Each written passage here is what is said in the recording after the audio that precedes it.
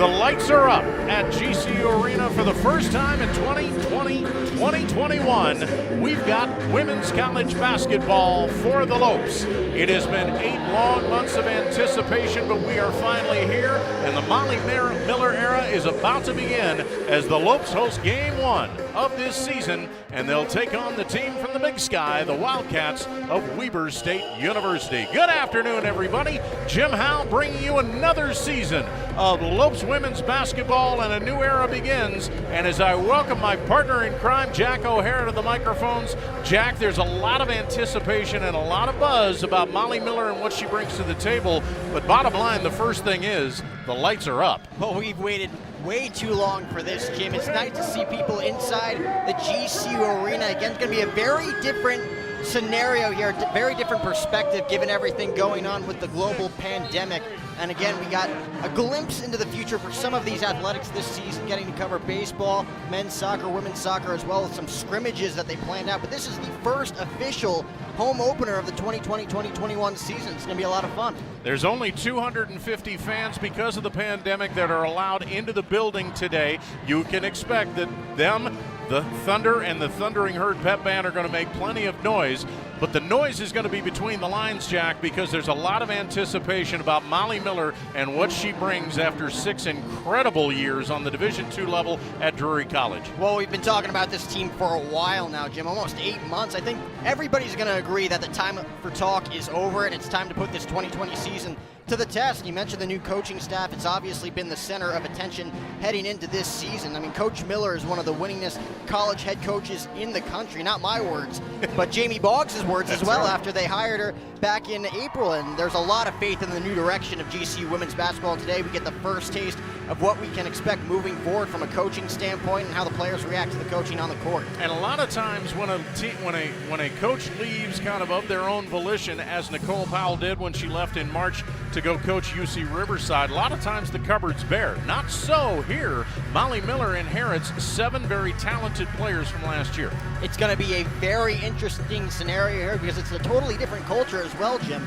Different culture from Nicole Powell's team to this team. It'll be very interesting to see how they adapted during practice and what kind of dynamic they display out on the court here against the Wildcats today. Well, they want a fresh start, but so does Weber State, because the team from Ogden, Utah comes here after 2 last-place finishes in the Big Sky. They've won 10 games over the last 2 years combined, but they've got a renewed sense of purpose as well, because they also have a number of returners coming back, so a lot of experience for head coach Valeda Harris. Yeah, Valeda Harris in her 3rd season as the Wildcats head coach, and again, you mentioned last season hitting a little bump in the road, 4-26 overall. This is the first time that they're meeting GCU in nearly 20-plus years. 1995, they had a victory, 95-66 over GCU here in Phoenix. So 2 completely different rosters. I think it's safe to say here in 2020 should be a good one. Well, it's safe to say that nobody on the floor right now has a memory of that, because none of the players were born at the time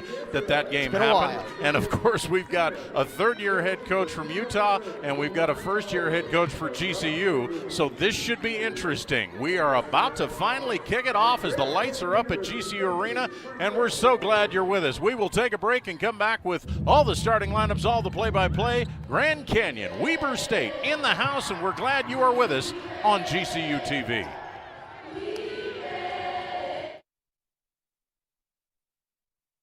Across the painted desert to where the mountains touch the sky, this is Sanderson Ford country, where Arizona's pride. Sanderson Ford country, built on serving you. Sanderson Ford, satisfaction in everything we do. We're Arizona's pride. Sanderson Ford.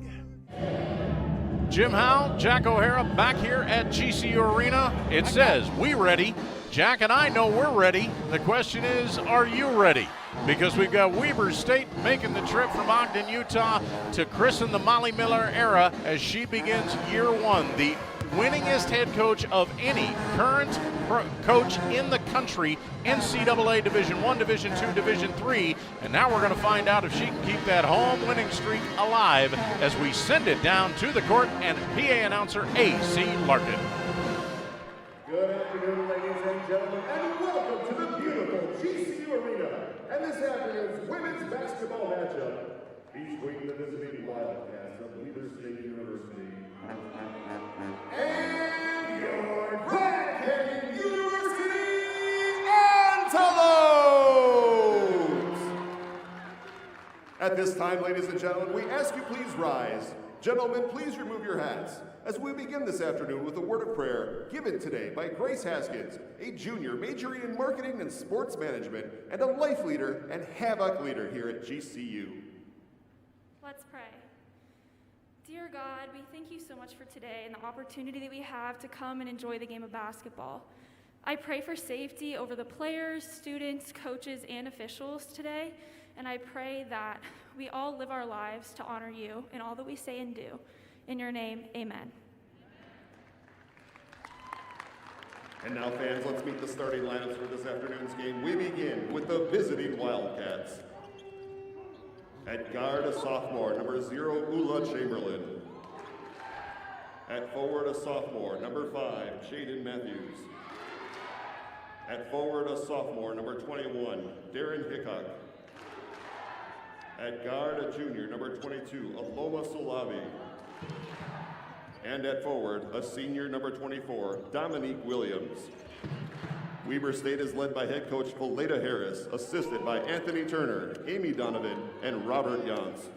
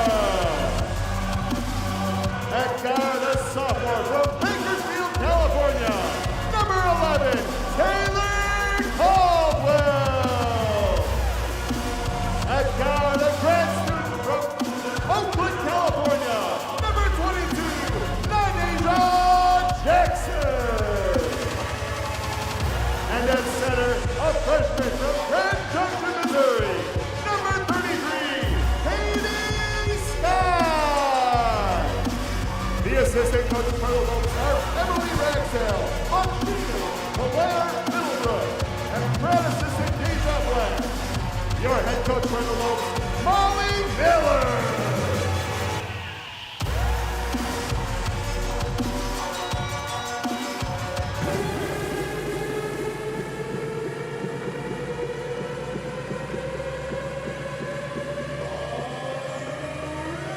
Well, Jack, 250 fans in the house, but I didn't notice any ebb in excitement on that one, and the excitement's about to grow here. Let's take a look at the 3 keys to the game, and they are brought to you by Sanderson Ford. The best play on a new Ford is at Sanderson Ford. Jack? Well, we talked about the 8 months of anticipation, Jim, and that's all we've gotten over the past 8 months ever since Coach Miller was hired back in April. We've been building this team up, their new culture, their new additions, all in pursuit of the same goal. They weren't able to fulfill their goal last season due to the pandemic, but today we get to see just how hungry they truly are to climb that mountain once again. New game plan, stick to it. With a new coaching staff comes a new culture, and with that culture comes Molly Miller's style of play. It'll be very interesting to see how the team adapts early on, considering it is game 1, and of course it is a very strange year with a lot of strange things. We have about 16 Larry Fitzgeralds in the crowd today. Ron Burgundy's here. Maybe he'll join us for a few minutes up here in the booth. Why not? We'll see. We'll see. The tip controlled by GCU, but unfortunately they throw it away out front.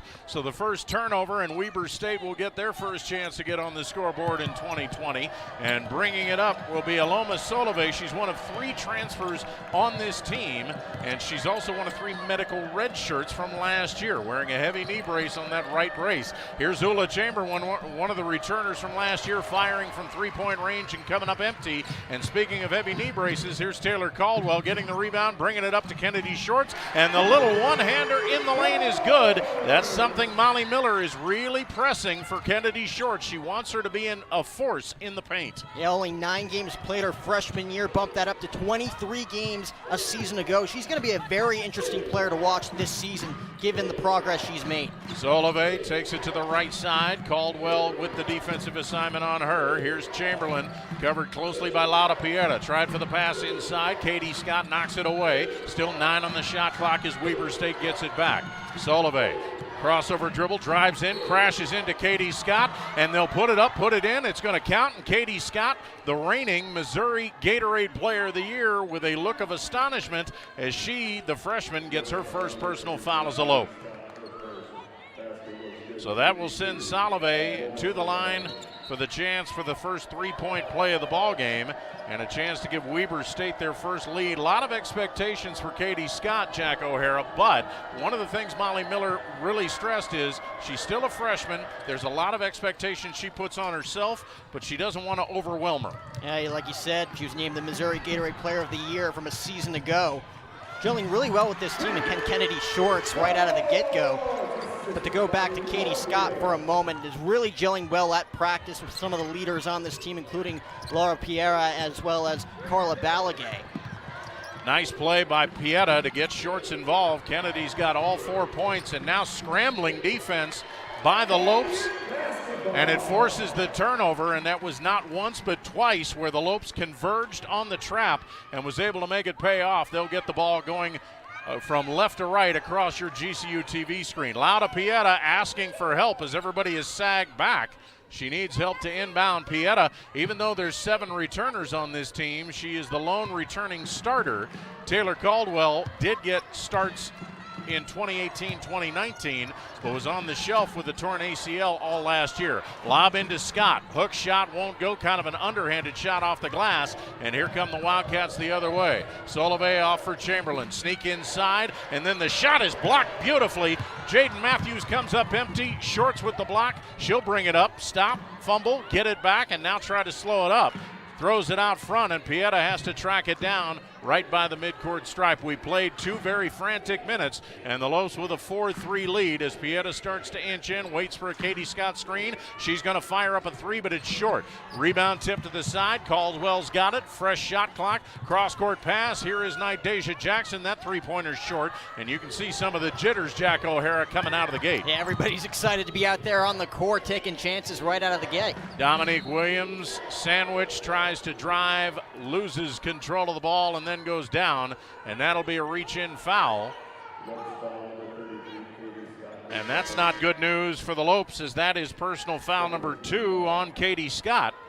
So Molly Miller not taking any chances with her freshman phenom. She's going to get her to check out. And Carla Balagay, one of 2 Barcelona, Spain natives on this team, will make her first appearance in 2020-2021. Quick inbound underneath, and Darren Hitchcock will give the lead right back to Weber State on a nice inbounds play.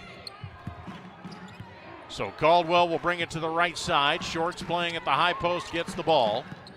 And Shorts now sees daylight, but has it knocked away, gets it back, puts it up, puts it in, score it, count it, foul, send her to the free throw line, and exactly what Molly Miller wanted. She wanted to get Kennedy Shorts involved, and she is obliged. She's got all 6 points on the board for GCU. You got to love the self-discipline there from Kennedy Shorts, staying with that one, battling the adversity, able to bobble it and come away with it for now 6 points, first 6 points here just a few minutes into this one.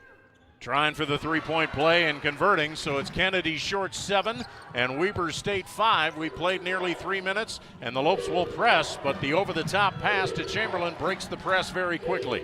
That's going to be a work in progress. Molly Miller loves to trap, loves to pressure defense and have the defense create offense, but she knows that this is a new system, so she's going to have to be a little patient while they kind of work out the early season kinks.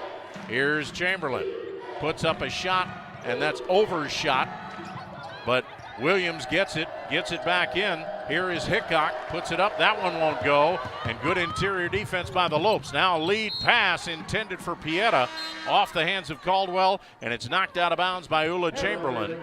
And Molly Miller will go to her bench for a couple of newcomers, including Tiara Brown, who was actually a game-time decision today. She's been battling kind of a hamstring issue, but she has checked in, and a familiar face joining her as Tiana Brown, her older sister, who spent her first year at GCU last year, will also check in. So the sisters Brown trying to see what they can do and build on a 7-5 lead. Here's Lauda Pieta out front. Can dribble with either hand, prefers the left. The spin around shot is good, and that's something we saw in the intra-squad scrimmage on Wednesday. Lauda has really worked on that short-range jumper, and it's working well for her here in the early going. Perfect execution, as you can see right there on the replay. And like you said, a familiar sight. She's been working on that one in practice, paying big dividends early on in this one.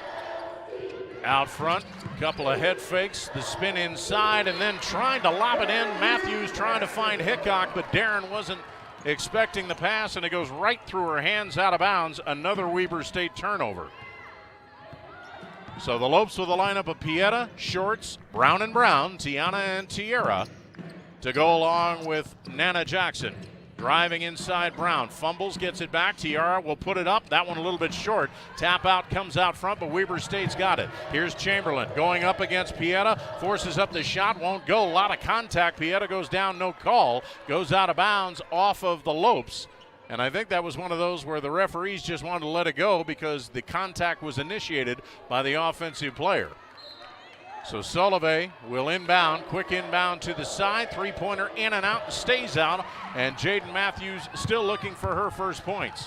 Pieta down, but Weber State is back defensively as we near the midpoint. Now she drives, puts it up, they'll wave off the shot, saying the foul happened out front, but a nice crossover move by Pieta to draw the foul on Aloma Solovey.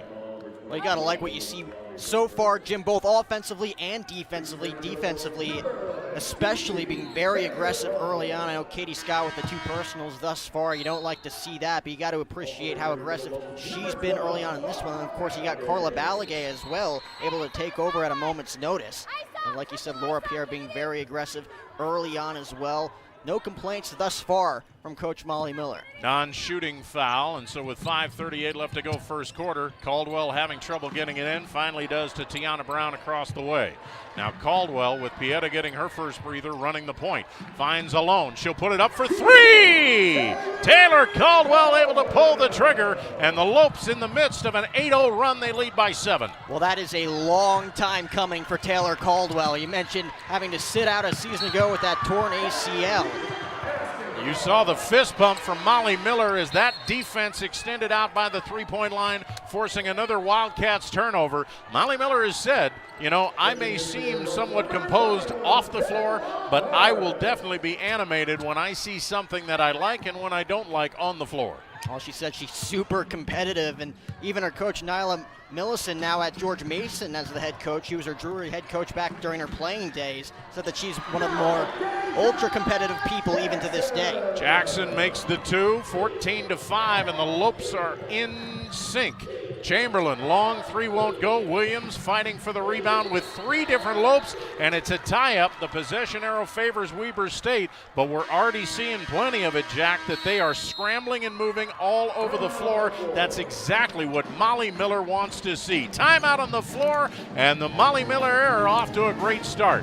4:55 left to go first quarter. It's the Lopes 14, Weber State 5 right here on GCU TV. At GCU, earning your MBA degree online comes with the college experience. To advance your career in business, it takes support from those around you. Our online class size averages less than 25 students, with highly skilled faculty. GCU's Colangelo College of Business offers online MBA programs in real-world emphasis, including accounting, leadership, marketing, sports business, and more. Find your purpose at GCU. Visit gcu.edu/MBA.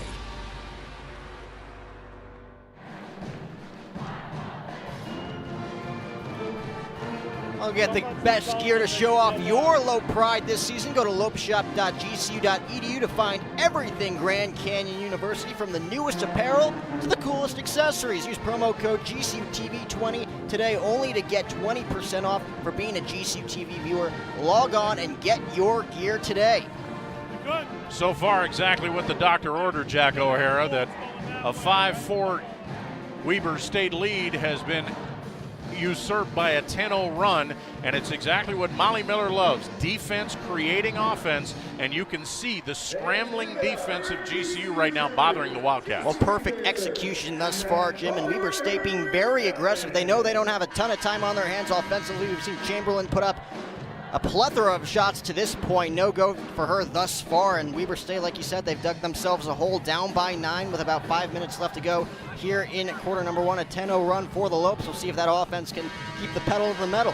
One of the things that when you ask Molly Miller about and say, you know, you've got 7 returners, but you've got only 1 returning that is in the starting lineup, she said, you know what, the players will realize that it won't matter whether you're starting or whether you're coming off the bench. If you're producing, you're getting minutes. So far, she's already gone deep into the rotation. Quick inbound by Weber State, but Dominique's shot in the lane won't go, and the Lopes trying to build on a 10-0 run as we pass the midpoint of this first quarter. Out front, crossover by Tiana Brown. She's caught in the corner, throws it out front, intended for Caldwell. Scrambling defense this time by the Wildcats, and Caldwell winds up on the floor, and it'll be a loose ball foul called on Caldwell to send it the other way. That's team foul number 3 on the Lopes here in the first 5 minutes. Yeah, it seemed like a forced pass there from Tiana Brown, not much room to work with, and we'll see if Weber State's able to capitalize. Rena Suggs with the long pass, and it's knocked away. Corey Pencer and Suggs both have made their way into the Weber State lineup. But again, that defense forcing it out of bounds. Pencer will inbound. Pencer, the 5'9" junior from Melba, Idaho. Out front, Aloma Solove. Here is Darren Hickok. Make that Jaden Matthews, excuse me. Out to Williams. They are being bothered by this sticky defense. Chamberlain with 12 on the shot clock. Drive, double teamed, out for Williams. She'll pump it up from 12. That rims around, won't go. Rebound scramble out of bounds. Last touch by Weber State, and there were 4 white jerseys converging on that board. Now that's the second shot Williams has put up that looked really good, just again not getting that friendly roll as Weber State continues to scuffle on the scoreboard. It'll be interesting to see if the Lopes can capitalize here. Again, up by 9, but it would be nice to even capitalize on that lead. Then Lavares making her first appearance. She also has been battling a bit of an ankle injury, so wasn't quite sure whether or not she'd make the start or make the appearance, but she does here, and she gets the assist as Caldwell able to bury the jumper, and Taylor now 2 for 2. Nice crossover there from Taylor as well. We mentioned the torn ACL, 5 points on the board thus far here in quarter number 1, looking to improve her season again. A season ago, not being able to play, looking to find her place in line once again. Open look, Jaden Matthews, but the three-pointer won't go. Again, the rebound tip to the Lopes. Quickly up Tiara Brown, crossover in the lane. In the corner, open look, Nydeja Jackson for 3! Lopes continuing to light the lamp, 15 unanswered points, and the pressure defense again forcing all kinds of problems for the Wildcats, and third-year head coach Valeda Harris has seen enough. She's going to call a quick 30-second timeout as the Lopes have enveloped the Wildcats to the tune of 19-5 with 3:21 left. And we saw in the intra-squad scrimmage on Wednesday, which was really the only chance that Molly Miller has been able to see her team in real competition against each other. One of the things that you saw, she was trying to get that pressure defense and that full court trap going and just wasn't able to do it. But as she said, they're battling against a team of student managers. The student managers know exactly what they're going to do, so let's wait and see how well it is, how effective it's going to be once we get against live bodies that are wearing other jerseys. So far, very successful. Yeah, I'd say so. GCU Lopes fans, let me introduce you to Molly Miller's GCU women's basketball program. 19-5 with about 3 minutes left to go. And we may as well introduce them to Nana Jackson as well after that three-point shot. Great offense thus far to combat great defense. Like you mentioned, great defense has resulted in those 19 points thus far. So once again, Weber State will try and inbounded full court, and the Lopes getting set with a very sticky man-to-man press and not even covering the inbounds pass, which will be up to Jaden Matthews to try and get it in. 3:21 left to go, first quarter. And they'll go length of the floor, and this time it's on the money to Pencer. She'll go to the hoop, won't go. Shorts made up the ground to at least reach in and force her to earn it from the line. That's Shorts' first personal, and that's the 14th foul on GCU. One more, and they will put Weber State in the bonus. Well, that's the type of play that Weber State needed. Matthews looking like Kyler Murray with the pass there down the field, and now it's Weber State's turn here to put at least a few points on the board. A couple of free throw attempts here for the Wildcats to try and break that now 12-0 run for the Lopes. Cats have gone a good 4 minutes without scoring before Pencer is able to put that one down. And Molly Miller continuing to substitute at will, and Tavia Rowell is going to have to wait for the second free throw since she wasn't waiting at the scorer's table. And it'll be Rowell's first appearance in 2020-2021 as Pencer able to bury them both. So Rowell, the sharpshooter from Langley, British Columbia in Canada, and she's actually the leading returning scorer from a year ago. She averaged just under 7 points a game. So here's Laura Pieta bringing the ball down the right side. Off for Tiana Brown. She's joined by Ben Lavares, Tavia Rowell, and Kennedy Shorts, who at the moment is playing center. Here's Pieta stuck in the lane. Out front for Vadas. She can put it up from the parking lot when she's on target. Brown double team. Coming around a Varas screen, not once but twice. 6 on the shot clock. Pieta sees it. Give it off for Brown. She'll fire a three. That's too hard. Off the back of the iron. Varas comes in to get the offensive rebound. Nice play. And a fresh 20 on the shot clock. Again, Brown is alone, but she decides not to take the jumper here. Around a short screen. Stop. Shot clock down to 8 for Pieta. Pieta crossing over. Now 5, now 4. Got to do something. Lauda puts it up. That one won't go, but a late whistle. Let's see if that's on the shot itself, and it apparently is. It'll be on Solove. That's her second. And Pieta, at one point, kind of unsure as to whether or not she was going to be given the continuation. Now she does indeed go to the line for the first time this year with 2.5 minutes left to go in this very successful first quarter. Pieta's first free throw is good as Molly Miller takes a moment to huddle with the rest of the Charges and draw up a defensive play. 20 points in the first quarter. Molly Miller will take that all day. That was something that was a bit of a struggle at times for the Lopes last year. Both free throws good by Pieta. Lopes are now 3 for 3 from the free throw line, and again they'll set up to press. Shorts covering Matthews, who struggles to get it in, gets it to Pencer. Pencer back for Matthews, and the Lopes not backing off yet. Pencer's bounce pass Matthews, and it was Shorts right at the midcourt line to force that turnover, and Weber State really struggling to get it out of backcourt. And more Kennedy Shorts as well, both offensively and defensively making things happen. And that last play offensively for Laura Pierre as well. Couldn't find a hole, so she made one herself, able to put up those 2 free throw attempts. Pieta lobbing over the top. Catch and shoot on the alley-oop is beautiful for Shorts. 9 points for Shorts, and the Lopes now up 16. You can see on the replay the attempt and the execution from Laura Pierre at the Kennedy Shorts. You want to see a replay right now? No, because they just made the backcourt steal. Here's Pieta out for Shorts. Back out for Rowell, and now traveling called by Rowell. A turnover out front. Now we can see the replay, which was awfully impressive. 2 players that have been able to team up in limited action over the last 2 years, but Shorts looking like a veteran here in this first quarter. Yeah, like we mentioned before, only those 9 appearances her freshman year, played in 23 of 27 games last year, and it seems apparent that she wants to make a big impact with this new program's playing style. Here's Pencer being hounded by Pieta out front. Here is Darren Hickok. Hickok wants somebody to get the ball. Now she dribbles away from Pencer, starts to drive, keeps coming. Shorts got a piece of it as she put it up off the glass, not good. Rowell outlet it for Pieta. 1.5 minutes left to go first quarter. It's been a good one for the home team. Rowell will drive in, force up the shot. Will they count it? Yes, they will. Score it. Count it. Foul. Send her to the free throw line. Another three-point play opportunity, this time for Rowell.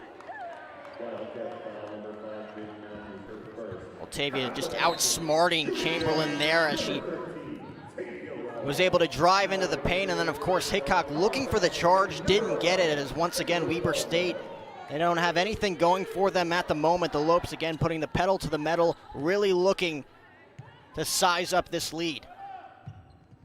Free throw rims around, won't go. And it's 25-7 GCU with 80 seconds remaining here in the first quarter. And the Wildcats looking for offense as they work in the half court. Poked away out front. Balagay with the steal. 2-on-2 the other way. Varus all the way in. Blocked. Followed by Rowell is good. Tavia Rowell. Perfect place, perfect time. 27-7. Again, the pressure in the backcourt. Trying to be patient. Ashley Toms, who just checked in. Off for Jaden Matthews. Off for Chamberlain, open look, bank three-pointer, roll around, won't go.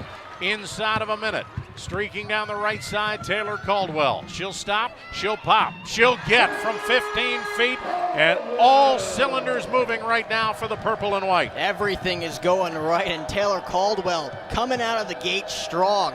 Nothing but net as Weber State continues to try and find something here, down by 22. It doesn't look like the Lopes are satisfied with a 22-point lead the way they've been playing. 6 seconds difference between the shot clock and the game clock. Out front, this is Matthews starting to drive. Double team, kick in the corner. Tom's open look for three, got it. And that was exactly what they needed, at least to get some momentum going to the second quarter. 5 seconds left. Caldwell drive, now two, now one, slips inside, shot off the glass, no. Rowell with the follow, won't go. But as the two teams break at the end of the quarter, the Lopes finishing with a 25-5 run and have a commanding lead as we finish one quarter. End of one here in the season opener for your Lopes at GCU Arena. It's Grand Canyon University 29, Weber State University 10. Keep it here for more exciting women's basketball action on GCU TV.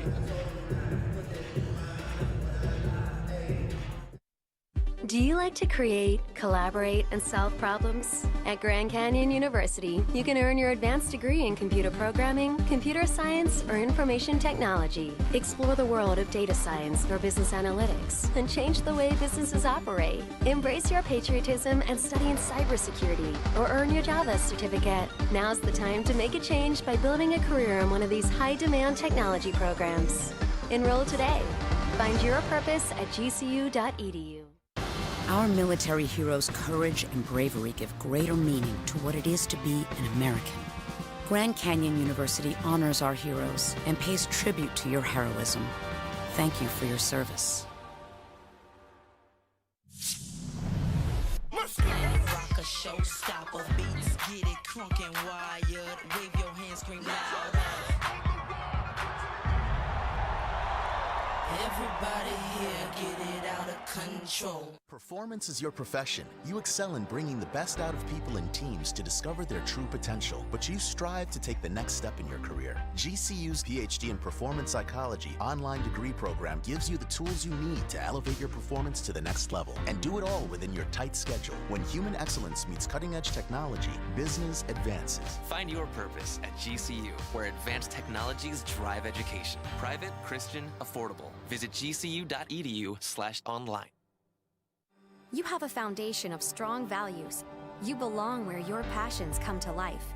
Grand Canyon University's online degree program in cybersecurity makes it convenient for you to join the newest front in keeping your community safe.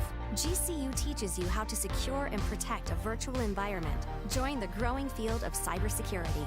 Find your purpose at GCU, where advanced technologies drive education. Private, Christian, affordable. Visit gcu.edu/online. Second quarter underway. Jim Howell, Jack O'Hara, the season opener for your Lopes. So far, so good. 29-10 as they start on offense. And Shorts trying to pick up where she left off. 9 points in that first quarter, and the hook shot is good. She's the first one on the floor in double figures.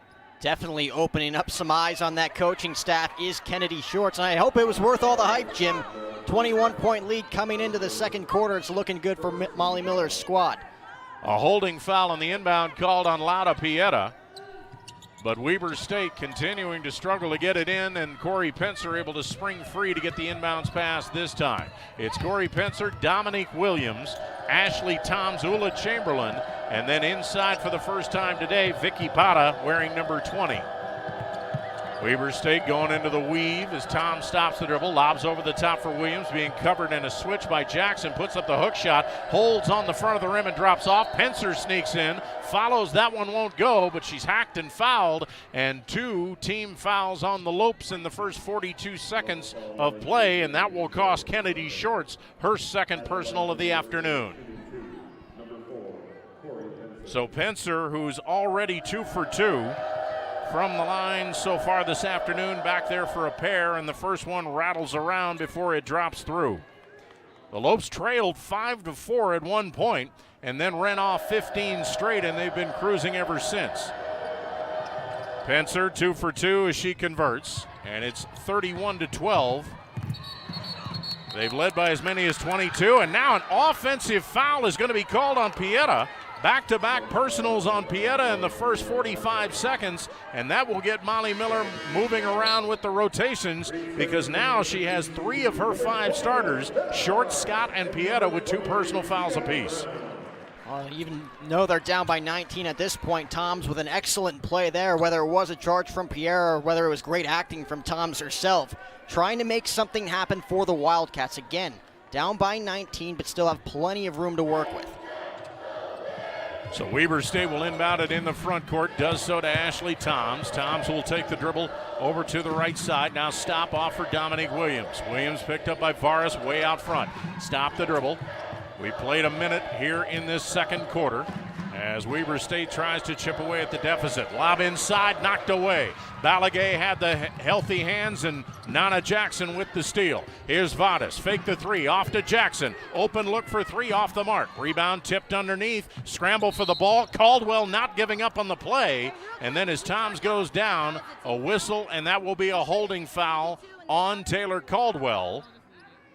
And so Caldwell now joins the party. 4 of Molly Miller's 5 starters with 2 personals apiece, and already, I believe they called that the 4th team foul, but it's not being put up yet. It'll be an inbound for Weber State, and again the Lopes pressing full court. Williams and Pencer playing catch. Now the trap, and it's knocked away. Vadas came from the weak side, makes the steal, and she'll put it up and in. Perfectly executed by Varis there, as you could see, swiping that one away and taking it home with ease. Long pass inside, Chamberlain underneath. They couldn't make the ground that time, and Ula will score. So 33-14 as the 2 teams trade layups.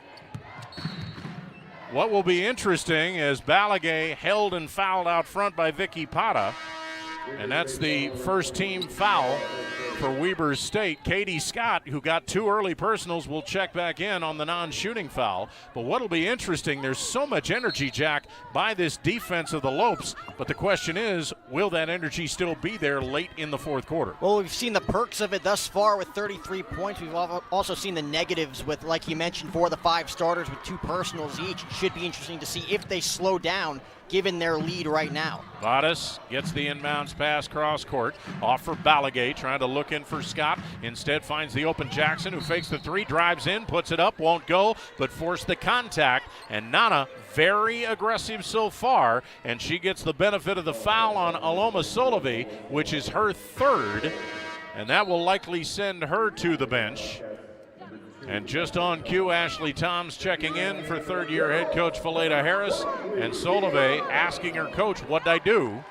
In the meantime, Nydeja Jackson, that is her full name, but she, for every other practical purposes, is called Nana, will head to the line for the first time. Nana, a grad student who played her first 2 seasons at Providence College on the East Coast, then went to the Midwest to play for Youngstown State, and still with a year of eligibility, now proud to wear the purple and white and be the starting 2 guard for Molly Miller here in 2021.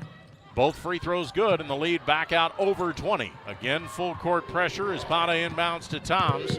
Now the Lopes starting to back away, straddling that midcourt line, almost a backing over. Here's Pencer.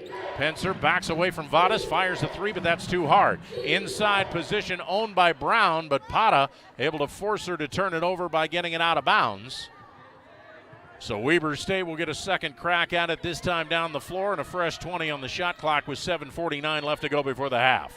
Well, we've talked about the positives and negatives of this defensive play. Another positive right there, forcing Pencer to put up that three. We've seen that a few times so far early on in this first half. Look to see a little bit more. Hickok, crossover, puts it up, puts it in. Aggressive move by Darren Hickok. That's her first field goal since early in the ball game. Hickok averaged 9 points a game last year for the Wildcats. Caldwell weaving around a screen set by Balagay, and trying to fight through it was Pencer, but a little over-aggressive in doing so. She will pick up the personal foul.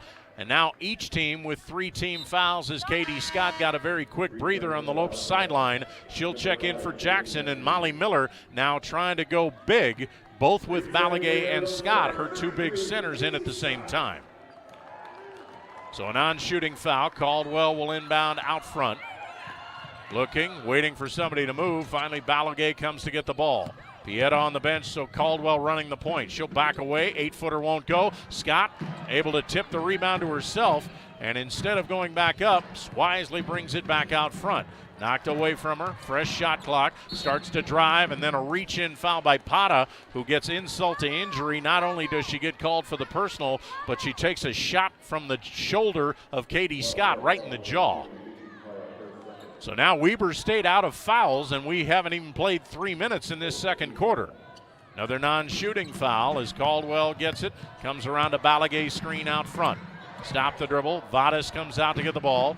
Now for Tiana Brown. Brown to the baseline for Balagay. The right-handed hook, perfection. Carla Balagay's first scoring off the bench, and it's 37-16. Lopes maintaining that lead. We talked about the leadership coming from the 2 Barcelona natives. We've seen Laura Pierre in this one, now Carla Balagay on the board. Still looking to see more from Katie Scott. We mentioned the accolades coming into this season for Coach Molly Miller. It will be interesting to see. We've seen aggression early on defensively. We saw offensively there with the rebound. But it'll be interesting to see if she picks up point-wise later on in this half. Miller promised that there would be rotation. She's been doing plenty of that, despite the fact that 4 of her starters each have 2 personals. Pata from the corner, in and out, stays out. Pencer, though, right underneath, gets the offensive board, puts it up. It's swatted away, but a foul, and Pencer has been a spark plug here in this second quarter for Valeda Harris's Wildcats. She's been very scrappy on both sides of the ball. You know, we've seen Weber State put up shots because they had no other option, but despite that, they've put up some pretty good shots. They just not have gotten any friendly rolls thus far. Case in point right there. But they've had plenty of opportunities, their fair share of opportunities on these foul shots. Again, just not able to connect, down by 19. Foul was on Vadas. That's her first. Pencer misses the first free throw, gets the second, and Corey now 5 out of 6 from the charity stripe. Long pass, Pieta to Jackson, too long. Just tried to lead her a little too much, and Jackson at all of 5'5", unable to climb the ladder, and that'll be a turnover for the Lopes, but we have not seen that many miscues in this second quarter. So with 6:33 left, once again the Lopes setting up to press, and Jaden Matthews has spent most of this second quarter on that far sideline working to try and get it in, and she'll do so this time in the corner. Looking, waiting, bounce pass to Pencer, and Jackson right on her hip. Corey will inch it out of backcourt, but Jackson not giving up. Now they go into the trapping defense. Here's a cross-court pass to Matthews, who was alone, inches in, puts it up, shot won't go. Rebound scramble, and once again there's Pencer for Weber State. And now a whistle underneath by the lead official, Robert Schofield. And apparently a foul away from the ball.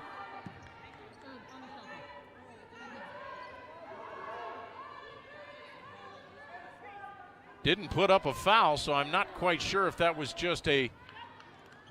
I think what it was is the shot clock was reset even though the ball didn't draw iron. Now Balagay out front going for the steal, can't quite get it, but good hustle points, and Molly Miller exhorting her charges along with assistant coach Emily Ragsdale. Now there's only 8 seconds for Weber State to get a shot off. So Matthews out front for Ashley Toms, racing out of backcourt. Now 4, now 3. She doesn't see the clock. Neither does. And that one off the glass. Not good by Hickok. Hickok didn't see it until it was at 1 second. And once again, the Lopes defense forcing a turnover effectively. Well, when it rains, it pours for the Wildcats. Just nothing going right, down by 20 in this one. And again, we're seeing Coach Miller's defense really not taking Doesn't matter foot who off the gas. Yeah, doesn't matter who the 5 on the floor is. Another lob inside. This time Shorts didn't have quite as much room. Can't get the alley-oop to go. Here comes Corey Pencer the other way for Weber State. Sees Para inside, gets it, puts it up, rolls off, won't go. Rebound scramble off the hands of Kennedy Shorts. Weber State will get another try, but even you can see how rattled Weber State is. Even when they're getting shots on the low block and they may be semi-uncontested, they're not able to go. And again, we've seen some pretty clean shots as well, just not getting the friendly roll. Pencer covered by Lauda Pieta. She comes around to screen. Out front here is Darren Hickok. Hickok, top of the key. Shot clock at 10. Off the hip of Toms. Can't get to it. Scramble. Brown will get it. She'll crash into Toms. Put it up. Score it. Count it. Foul. Send her to the free throw line. Tiana Brown aggressive. And the foul is on Ashley Toms, who is slow to get up as she got full brunt contact from Tiana Brown that time. Well, I think Hickok was expecting a foul on that play. She stopped dead in her tracks there, allowing Taylor Caldwell for the free motion, looking to slash and dash in the paint once again to get herself on the scoreboard. So once again, things just not going Weber State when it comes to not only their shots offensively, but defensively not getting some calls that they'd like from the referees. So Weber State, even though we're not at the midpoint of this second quarter, already over the team foul limit, and now we've got a lane violation as half the county was in that paint by the time Brown put it up, so wave that one off. And Weber State will get it back, and the Lopes have equaled their largest lead at 22 points at 39-17. Matthews again looking and waiting. Bounce pass, and that one, Rowell, who just checked in, got a hand on it. Trickles out of bounds. Pencer let it go and gets rewarded with possession again. But Weber State wearing themselves out just trying to get it across midcourt. Matthews bounce pass, knocked away, goes back to Matthews. Now Matthews will split the defense, and that'll be a foul. Take your pick, either Rowell or Pieta.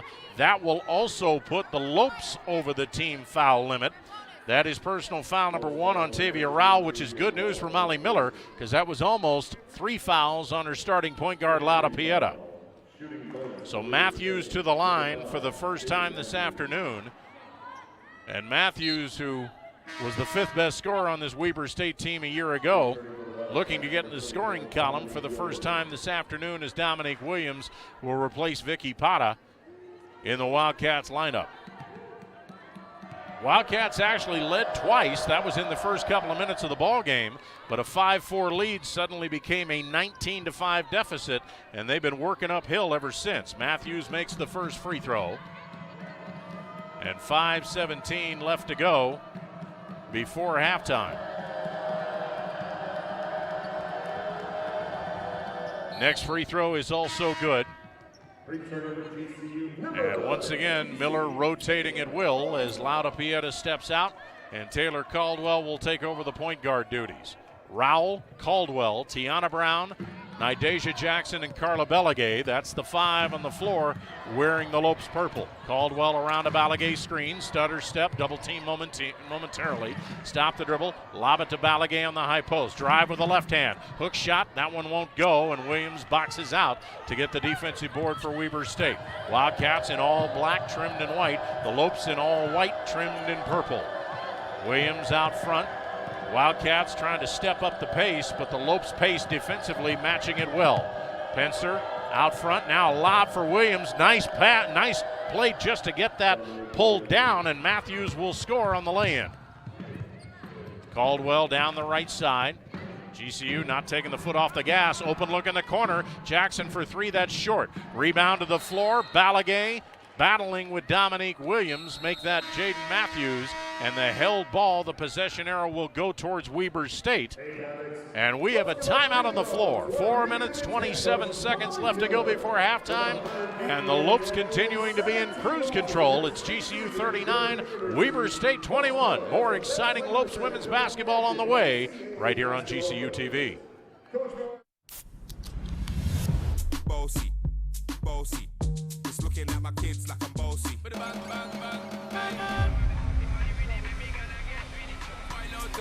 To S to the base, step London and mid on edges. Is it? When it comes to school spirit, we do it best.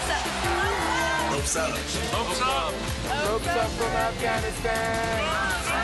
Hear thunder. Hear love. Lopes up. Hear the thunder.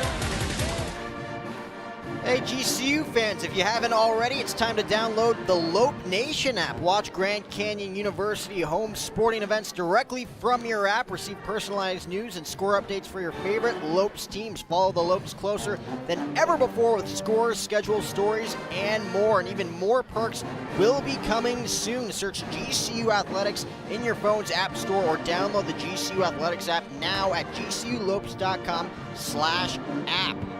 And we want to welcome the people that would be considered GCU Lopes women's basketball East this afternoon, because we know Molly Miller has a large contingent of people that are watching today from her hometown in Springfield, Missouri, and all of the stuff that she accomplished at Drury College. They certainly wished her well when she accepted the job for GCU, and here's one to put down for the record books. It took her 1 quarter to match the most points that the Lopes have scored in the first quarter since the quarter format was introduced 5 years ago. The 29 points the Lopes had scored in the first 10 minutes is the 4th time they have done that since the quarter format. So validation, and you know right now, Jack, there's a whole lot of people in Missouri going, I already knew that was going to happen. I mean, it was just 8 months in the waiting for GCU fans, but like you said, people at Drury University, they knew what we were setting ourselves up for, and today we finally got to see that hype living up to the hype thus far. And we want to thank Sierra Smith, the sports information director for GCU women's basketball, in feeding us that particular tidbit. She and Josh Hauser always on the money when they give us the info that we so desperately need, and do everything we can to provide it to you. This time they break the press, but Williams tried the high pass, couldn't control it with 2 hands, instead taps it to Matthews. Here's Pincer, back over the top for Matthews. She'll fake, she'll shoot, she'll score, and good credit to Katie Scott, the freshman that time, for not picking up that 3rd personal foul. She held her ground. 39-23, believe it or not, this is the closest Weber State has been in this quarter, and we're still with 4 minutes left to go before the half. Then Lavaris out front, the native of Vanta, Finland. She'll back up, doesn't want this shot. Give it to Scott, who's out at the high post. Now for Tiana Brown. Shot clock at 7. Comes around a screen, stop, triple team. Kick in the corner. Here's Caldwell for 3! Taylor Caldwell now 2 for 3 from 3-point range, and already in double figures with 10 points.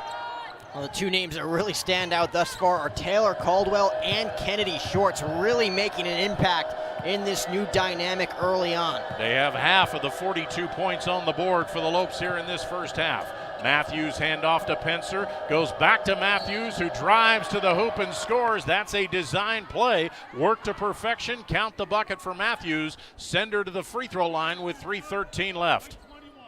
Foul will be on Ven Lavaris, and off the bench, the Finland native now also in that category. One of 5 different Lopes with 2 personal fouls. Balagay and Scott will check out, and now Molly Miller is going to go small as Shorts, the tallest player now on the floor at 6'1", but you've got Varis, Brown, Caldwell, and Jackson, who could all be considered guards. So let's see how this works as Matthews converts the 3-point play. Caldwell working the point guard spot with Pieta on the pine. Out to Vadas, now for Tiana Brown. Giving her room is Darren Hickok. Shorts at the top of the key. She's been somewhat quiet after scoring 9 points in that first quarter. Stop, give it to Jackson, sees daylight, drive in, off the glass, won't go. Shorts keeping the rebound alive for Jackson, who is double teamed And it'll be a held ball, as they say. Pincer from behind was able to get enough to hold the possession, but the possession arrow favors GCU. Fresh shot clock, and Taylor Caldwell will inbound it just to the right of her own bucket. Now they say no reset on the shot clock, so the Lopes have 11 seconds to get it off. Caldwell looking, waiting, gets it inside. Splitting the defenders is Jackson. Puts the shot up, going down. No harm, no foul. Shot didn't go, and Weber State comes the other way. Here is Williams. Nice bounce pass to the driving Solove. Put it up and in. It'll count, and she's fouled. And now Weber State with a chance for back-to-back three-point play opportunities, and Jaden Matthews was involved in both of them, was the recipient of the nice pass the last time, and this time she gets the assist. So now the Lopes, who had the backdoor pass, kind of befell them defensively against their student managers in the intra-squad scrimmage, starting to see Weber State trying to go with the backdoor and also the high-low, and it's working. Solove converts the three-point play, and suddenly that 22-point lead is down to 13. But the transition working as Jackson goes in, but can't get the layup to go. Hard break as she was all by her lonesome. Williams gets it, and here come the Wildcats. 1-on-2, but Solove's going to challenge, won't go. Williams takes the rebound away from three different Lopes. It's knocked out of her hands, but Solove, right place, right time, able to scoop it up. And here come the Wildcats down 11.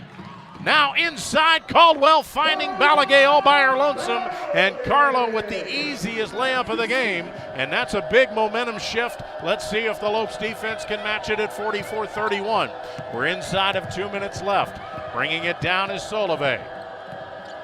Solove comes around a Pincer screen, stop, cut off at the baseline by Balagay. Out front for Pincer. Jackson giving her room. Shot clock at 12. Veras gets a hand on it, but Matthews able to hold on. Matthews double team. Out for Solove with 5. Now 4.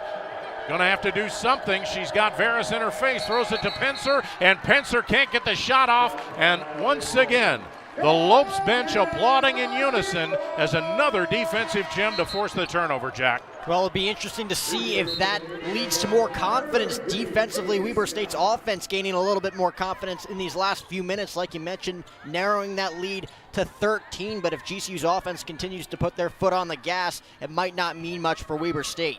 Balagay will check out, so it's Caldwell, Vadas, Scott, Tiana Brown, and Nana Jackson. Inside for Scott. Beautiful head fake, puts it up and in, and finally Katie Scott has her first points as a Lope. Well, we can get used to that as Lopes fans, like you see right there, the pump fake and then the execution for her first points at the collegiate level. Matthews double team, gets it out front.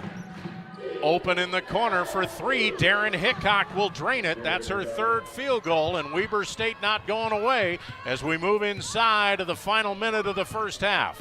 GCU is led by as many as 22. The lead is a dozen at the moment. Here's Tiana Brown, fumbles and goes out of bounds, and it was Darren Hickok going to the floor, forcing the turnover, and now it's Weber State getting a little more aggressive defensively.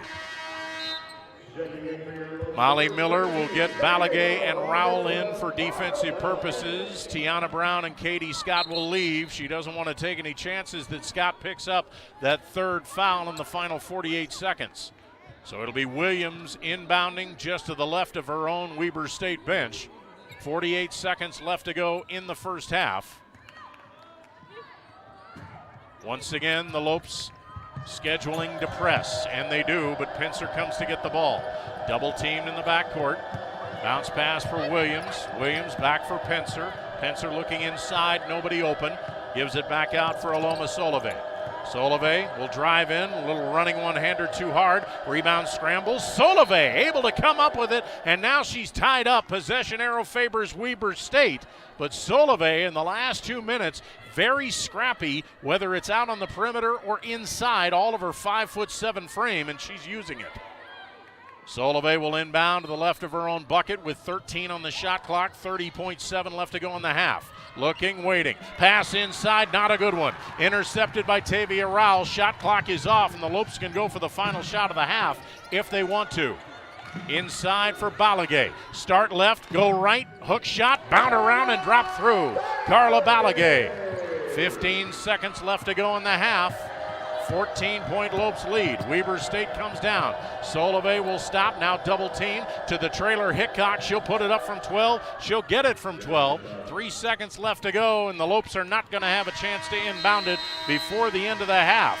But the Lopes with a huge run at the end of the first quarter, and for the most part maintaining it despite a late Wildcats run at the end of the half. We hope you'll stick around for our halftime show. We've got some very entertaining elements as we have reached the end of half number 1 of the first game of the 2020-2021 GCU women's basketball season, and a good start so far. Here's your score. It's the Grand Canyon University Lopes 48, the Weber State University Wildcats 36. Stick around for more. It's GCU women's basketball, the Molly Miller era on GCU TV. Ready? Compete! Compete! You've got to have a motor to play in this system. Oh, oh. There you go, good, good! Here we go, here we go, here we go, here we go. Come on, dear! Good hustle! Good, go, good, there you go, good job! You want to play fast? This is how we're going to play fast. Camp Grit might not be my favorite camp day. Okay? It's probably Camp Lockdown. Quick, quick, quick, active, jump, jump! We are going to cut down nets because we're going to be great defenders. Stunt with your left, trace with your right. Show me a bucket right here. Atta baby!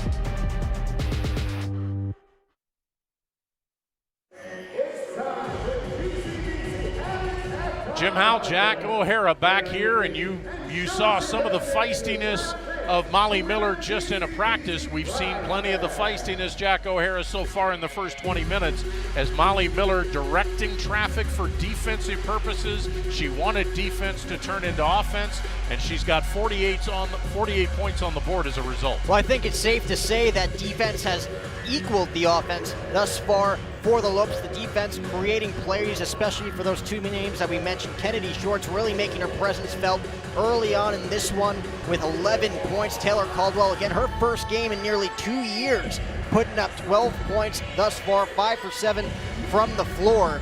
But again, Weber State's offense starting to pick up some momentum late. The Lopes led by as many as 25 in this one. So now a 12-point lead heading into quarter number 3. Should be very interesting to see how that Lopes defense steps up when their backs are against the wall. And the defense has created offense also, not just to the tune of a 22-point lead and a 12-point lead at halftime, but the Lopes are shooting a blistering 57% from the field in half number 1. Much of that because a lot of those are layups. And of course, we've seen the aggressiveness from Laura Pierre. And not only Laura Pierre, Carla Balagay stepping up as well with 6 points. We saw at the end of that half putting up a few boards. We're looking to see as well as the Brown sisters, as well as Katie Scott, getting in on the fun late in that quarter with her first collegiate points as well. So the Lopes looking to make some opportunities for themselves. If they don't see anything on the table, they're going to flip the table, Jim, and make some opportunities for themselves. So we'll take a break and we'll come back with our halftime show. Again, we have reached the midpoint of game 1 here at GCU Arena, and even though there's only 250 fans in the audience, they are making plenty of noise. It's GCU 48, Weber State 36. We're back with our halftime show after this on GCU TV. Hey, welcome to GCU. You're in Lope country now. What's that sound? We bring the thunder in the heart of Phoenix. All right, time to go. Beam me up, Scotty. I'm getting my master's in education online. I can't slow down time, but I do make my own schedule. Good thing, too, since I'm a mom, wife, student, and teacher. The rest of my time, I make sure this house keeps rolling. Here at the Lopes Lab, when we're not contemplating the paradoxes of time travel, hey, Mort, greetings. We're working on technology that will save lives. And robots. We're being hacked! Time to get to work. I'm defending against malware and hacker attacks. We need people who can outsmart the enemy. Oh, I got you now. And? Here at GCU, we teach you to harness your passion, transform it into a career so you can help change the world. It's good to know. My passion isn't just in the classroom. It's also on the court. Game point. No pressure. Pressure! Let me tell you about pressure. When it's life or death, that's when the pressure is really on. Doctor, he's going into VFib. Nurse, get the crash cart. Clear! It takes grit and determination to lead a Division I team. Push it! Push it! But for some of us, it just comes naturally. When it comes to school spirit, we do it best. Lopes up. There's a thunder in all of us. Come find your purpose at Grand Canyon University.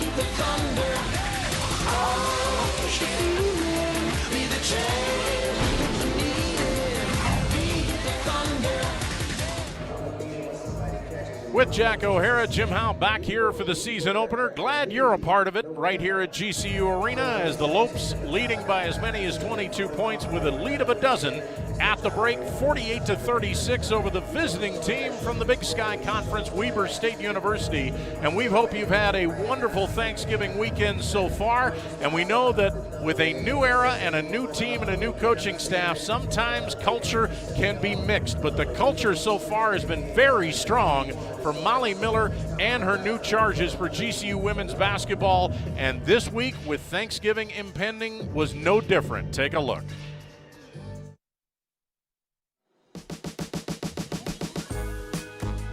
I just know chicken mashed potatoes.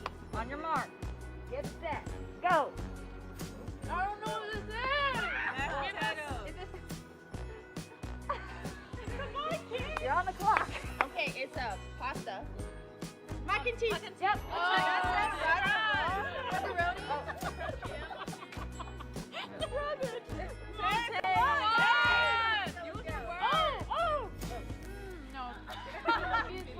Green beans. Oh, bring it.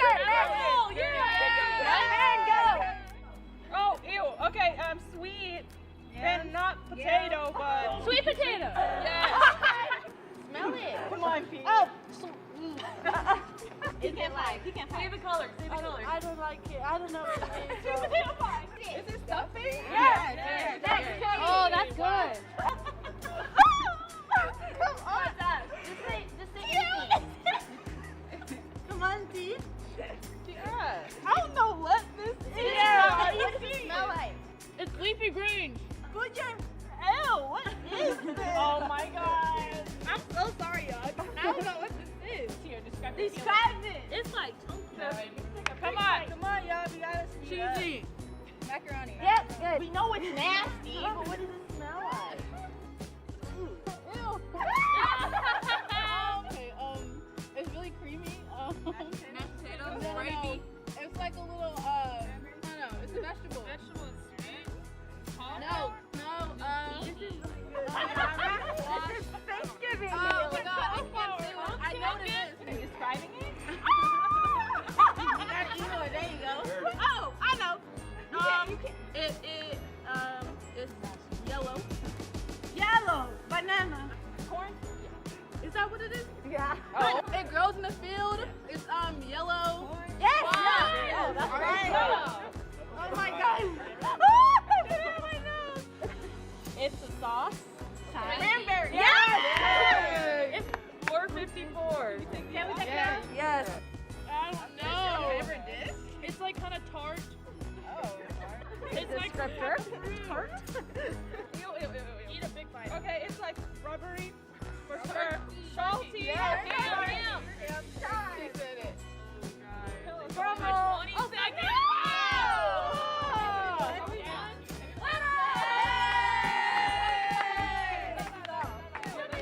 Happy Thanksgiving!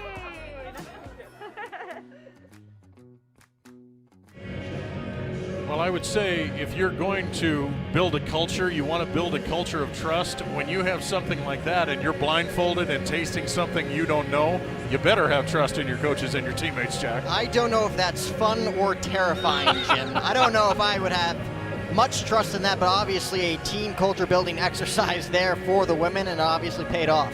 They have certainly built a whole lot of culture leading up to this. Ever since Molly Miller took the job back on April 7th, she has had to recruit virtually. She has had to do virtual workouts. And finally, when they were able to get into it, then all of a sudden they had to join the rest of the world and be able to quarantine sometimes, not quarantine, and be able to do what you have to do to be able to get the job done during the pandemic. But certainly looking at the first 20 minutes, you have to be impressed with the things that Molly Miller has talked about and preached and been able to execute to perfection here. Well, I think it's safe to say that she's executed it perfectly, at least in this first half. And like you mentioned, given everything with the Zoom calls and having to adapt, every coach in the nation had never experienced anything like that. Despite how successful you might be on a professional level, you've never actually experienced anything like we experienced this past March and April, with new coaches trying to adapt and trying to gain that new culture with their new players and their new coaching staff. So it's definitely great to see the early on success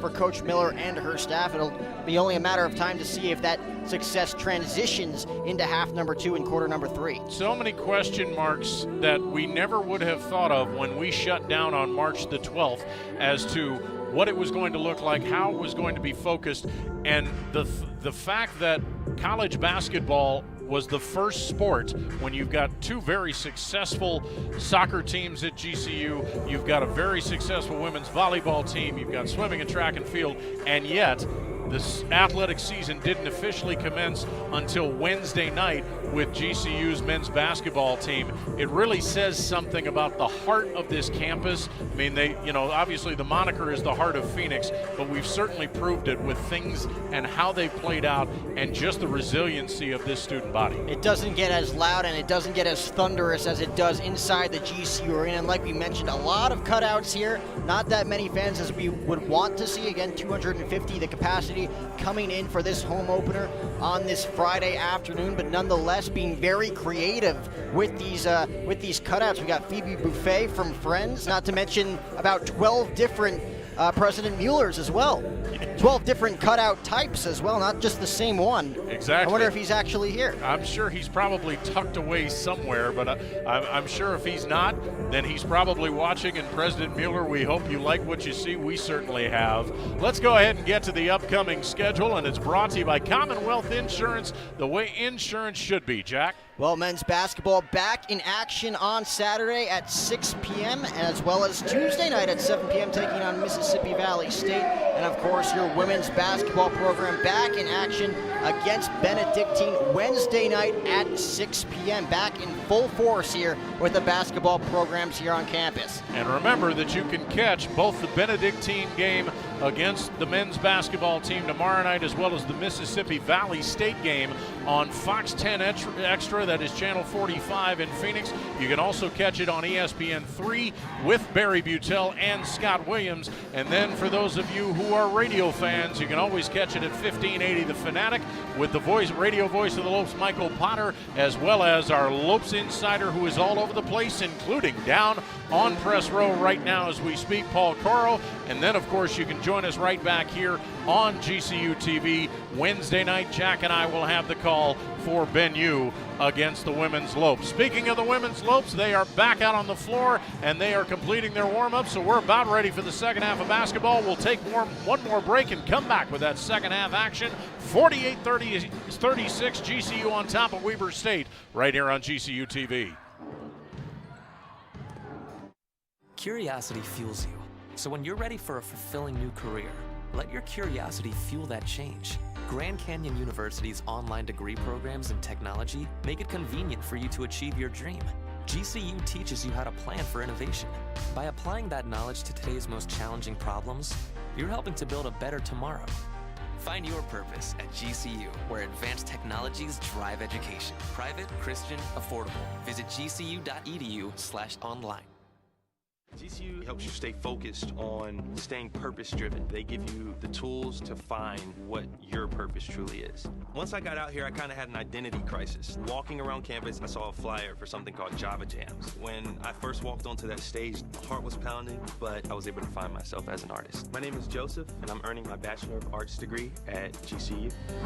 There's thunder in all of us. Come find your purpose at Grand Canyon University. You use the latest technology to treat patients, but your care and compassion is timeless. Advancing your career means helping more patients and providing even more care.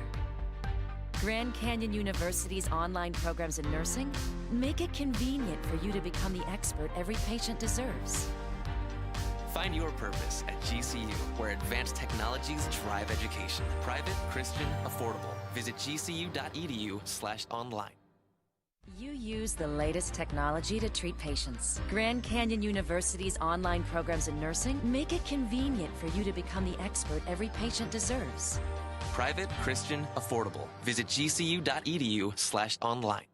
GCU, they give you the tools to find what your purpose truly is. My name is Joseph, and I'm earning my Bachelor of Arts degree at GCU. There's thunder in all of us. Come find your purpose at Grand Canyon University.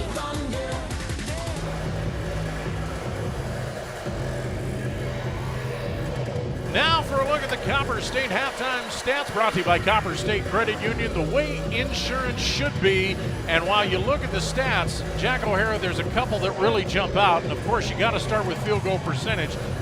The Lopes defense creating offense to the tune of 57% from the field. Well, I think it's safe to say that it showed thus far. I don't think these stats surprise you. 57% field goal percentage compared to the Wildcats' 39%. The Wildcats have out-rebounded the Lopes thus far in the first half, but again, they have not been able to put up shots consistently. They have not been able to get those friendly rolls defensively either. It'll be interesting to see what those numbers look like here in half number 2 compared to the first half. Weber State was able to turn a 22-point deficit into 12, and much of that was that bottom stat, 10 of 11 free throws shooting, and they got 8 of those free throws, or 8 of 9 from the free throw line in the second quarter. That helped them kind of chip away. So the Lopes will start off the second half of the basketball. Katie Scott will bring it out of backcourt, sees daylight, drives, and the soft hook shot off the glass is good. Scott, who was limited to just 1 field goal in that first half due to foul trouble, able to get it and double it there, and there's a steal inside. Jackson inside for Kennedy Shorts, and Shorts was the spark plug offensively in that first 10 minutes, and picking up there's another attempted steal. Taylor Caldwell, torn ACL and all, diving on the floor, forcing the held ball. Weber State will get it back, but in the first 28 seconds already, the Lopes threatening for turnover margin again. Well, that's a lot to digest in just a matter of moments, Jim. I mean, if you blink, you might miss it, because Kennedy Shorts putting up that point as we had the replay on the board here, making her presence felt right out of the get-go, and another big defensive mishap there, or offensive mishap if you're the Wildcats. Turnover number 15 by Weber State. GCU with just 7 miscues all in that first half, and now the Lopes are going to get it out in front. Weber State in the first 30 seconds have had the ball for 3 possessions and have not been able to get it in their front court. So Lauda Pieta, along with Nydasia Jackson, Kennedy Shorts, Katie Scott, and Taylor Caldwell, the 5 on the floor with the ball on the attack. Pieta driving, got the first step, puts it up off the glass, won't go. Rebound belongs to Alama Solove, who was part of that second half comeback, and she'll bring it up court.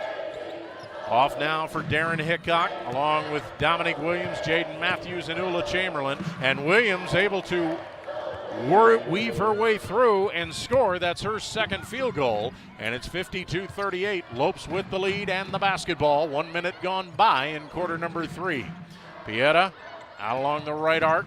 Doesn't wait for a short screen, comes inside and buries the 8-footer, and that is going to be a very important cog in the offense when they are focusing on offensive cogs like Katie Scott. Lauda Pieta has worked on that little short-range jumper, and she's 2 for 2 on that so far today, and once again the Lopes defense forcing the turnover. Weber State unable to get it in.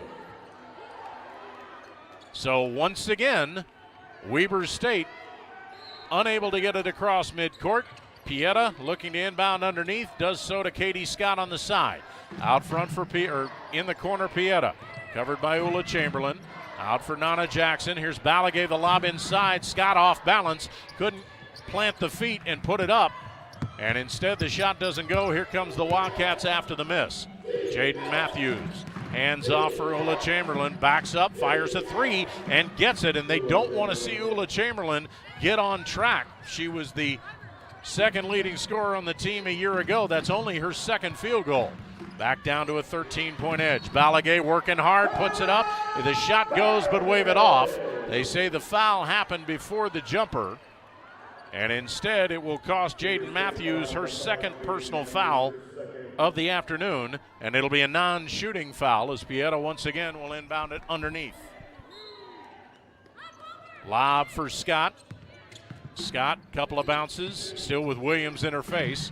Out front, here's Lauda Pieta. 15 on the shot clock, again gets the first step, but the teardrop won't go this time. Lead pass all by her lonesome, and missing the easy lay-in is Chamberlain. Can't get the second shot to go. Tough break for the Wildcats that time.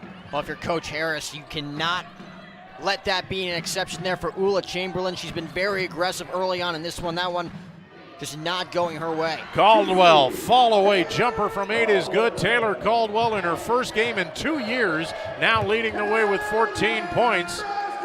And that's going to be a turnover as the errant pass. Solove couldn't stay out of bounds before she saved it. Once again, the Lopes are getting awfully comfy with starting possessions on their front court. A little deja vu from the first quarter as well, with Weber State trying to be too aggressive, trying to make things happen too quickly down for them. And again, down by 15 points. They got to take things slow here. They got 2 full quarters to work with if they want any chance of making this a sizable lead. Rowell muscles up, a shot won't go, but Balagay keeps the rebound alive. Pieta with another possession, drives in. No look pass cross court, but Rowell had to retrieve it. Back out front, Pieta. Low block, Balagay. Double team out front. Pieta's all alone. Three-pointer is way short. And Matthews all alone for the defensive board. Right now, that's the only way the Wildcats can get it into the front court is off of GCU misses. They have not been able to inbound successfully. They had a dozen turnovers in the first 20 minutes. They have 4 in the first 3 minutes of the third quarter. Spin move, Chamberlain. That one's off the bottom of the glass. Good defense by Rowell. Here come the Lopes the other way, 4-on-2. Caldwell to the side for Pieta. Pieta hook pass. Balagay finds herself alone. 2 alone. Shot won't go. Rowell the follow won't go. Tavia scrambling for the ball, able to knock it off of Dominique Williams. And I think Balagay was as surprised as anybody in the building that she didn't have anybody on her hip. Yeah, she was definitely at a loss in the paint there. You saw her turn around and be insanely surprised there as she was not in proper footing to put that shot up and connect with the net. Once again, Molly Miller going to the rotation. Rowell and Balagay with a quick stint. They will check back out. And Ven Lavaris checking in for the first time in the second half. Pieta looking to inbound with 17 seconds on the Lope shot clock. Throws it out front. Shorts has to retrieve it. Hand off for Caldwell. They've been the 2 main scorers. They have 27 of the 56 points on the board for GCU. Shorts, her first start in 3 years. Caldwell, her first start in 2 years due to injury. And there's Caldwell and Shorts teaming up. Caldwell going out of bounds, but gets the assist pass as she gets it inside to Shorts for a beauty. And Kennedy with 15 points. This time they're able to break the press.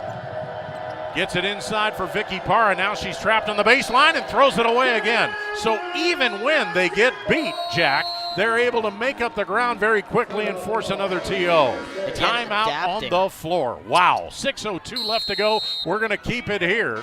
GCU on top 58-41, and it just seems like the energy level is so much bigger on the side of the purple. Weber State just has to feel like there's 7 Lopes players out on the floor. Well, again, in that first quarter, we saw them come out of the gate very strong. In quarter number 2, we saw Weber State kind of give in to that lead just a little bit. Again, down by 12 at the half, but again, well-rested starting 5 coming into this second half for Coach Molly Miller. And like you said just there, the Lopes defense able to adapt with Weber State looking to find some holes. And once again, Weber State just at a loss for words, down by 17. Well, a reminder that this is the season opener, but it's also the first of a 4-game homestand for Molly Miller's New Look Lopes. And game 2 of that homestand happens this coming Wednesday night. And it'll be Benedictine out of Mesa that will be the opponent, which was actually a late substitute and that will be a 6 p.m. tip-off right here at GCU Arena. If you're not one of the lucky 250 that's able to be in the stands, we hope you will have your eyes focused firmly on the GCU TV screen. Jack and I will have the call again, starting with the pregame show at 5:55 and tip-off at 6 o'clock. That's this coming Wednesday, December 2nd. But again, a reminder that the men's basketball team, after a successful foray, a 69-53 win this past Wednesday night, right before Thanksgiving here at GCU Arena against Grambling State, they are back on the floor in a little over 24 hours with a 6 p.m. tip-off tomorrow night against Benedictine out of Mesa as well. And you can catch that on Fox 10 Extra. That's Channel 45 here in the Phoenix area, as well as ESPN3, and then on the radio with 1580 The Fanatic with Michael Potter and the Lopes insider Paul Coro. So the Lopes come out with a lineup of Ben Lavaris, Nana Jackson, Tiana Brown, Taylor Caldwell, and Kennedy Shorts. And Shorts will inbound it. And at the moment, with Scott on the bench and Balagay on the bench, it'll be Kennedy Shorts playing the 5 spot. Caldwell dribbling out front. We played 4 minutes here in this third quarter, and the Lopes have outscored Weber State 10-5, and a reach-in foul out front called on Darren Hickok. That is her first. That's team foul number 2 on Weber State, and it'll be a non-shooting foul out front. 20 seconds reset on the Lopes shot clock. Caldwell will inbound it with Hickok in her face as Jackson comes to get the ball. Hand off to Caldwell going by. She wants to back it out and spread the floor. Start to drive, double team momentarily. Start left, go right. The hook shot's a little bit short, and Pata sneaks in for the rebound. Outlet it for Solove. Solove moving the paint, draw the defense. Kick to Hickok on the side, and her 15-footer is good from the angle left. Hickok, the leading scorer and the only one in double figures for Weber State. She now has 13 points. Shorts out front, wants to drive on Williams. She'll stop, can't get a shot now. Instead, gets the pass inside to Caldwell. Looked like she had an open layup, but reaching in to get the steal from behind was Darren Hickok. Out for Soloway, lob inside for Parda. She's double teamed, pass knocked away, gets it back, throws it in the corner for Chamberlain. High arching 3 is good, and Ula Chamberlain, after being very quiet in that first half, only 2 of 9 from the field.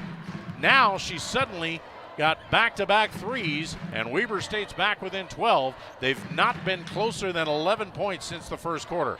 Vadas double team, forced the shot, won't go, but she draws the contact.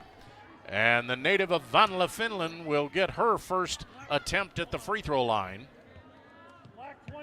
The foul called on Darren Hickok. That is her second. And we have a timeout on the floor. 4 minutes, 46 seconds left to go here in quarter number 3. And it's GCU 58, Weber State 46. Keep it here for more exciting Lopes women's basketball on GCU TV.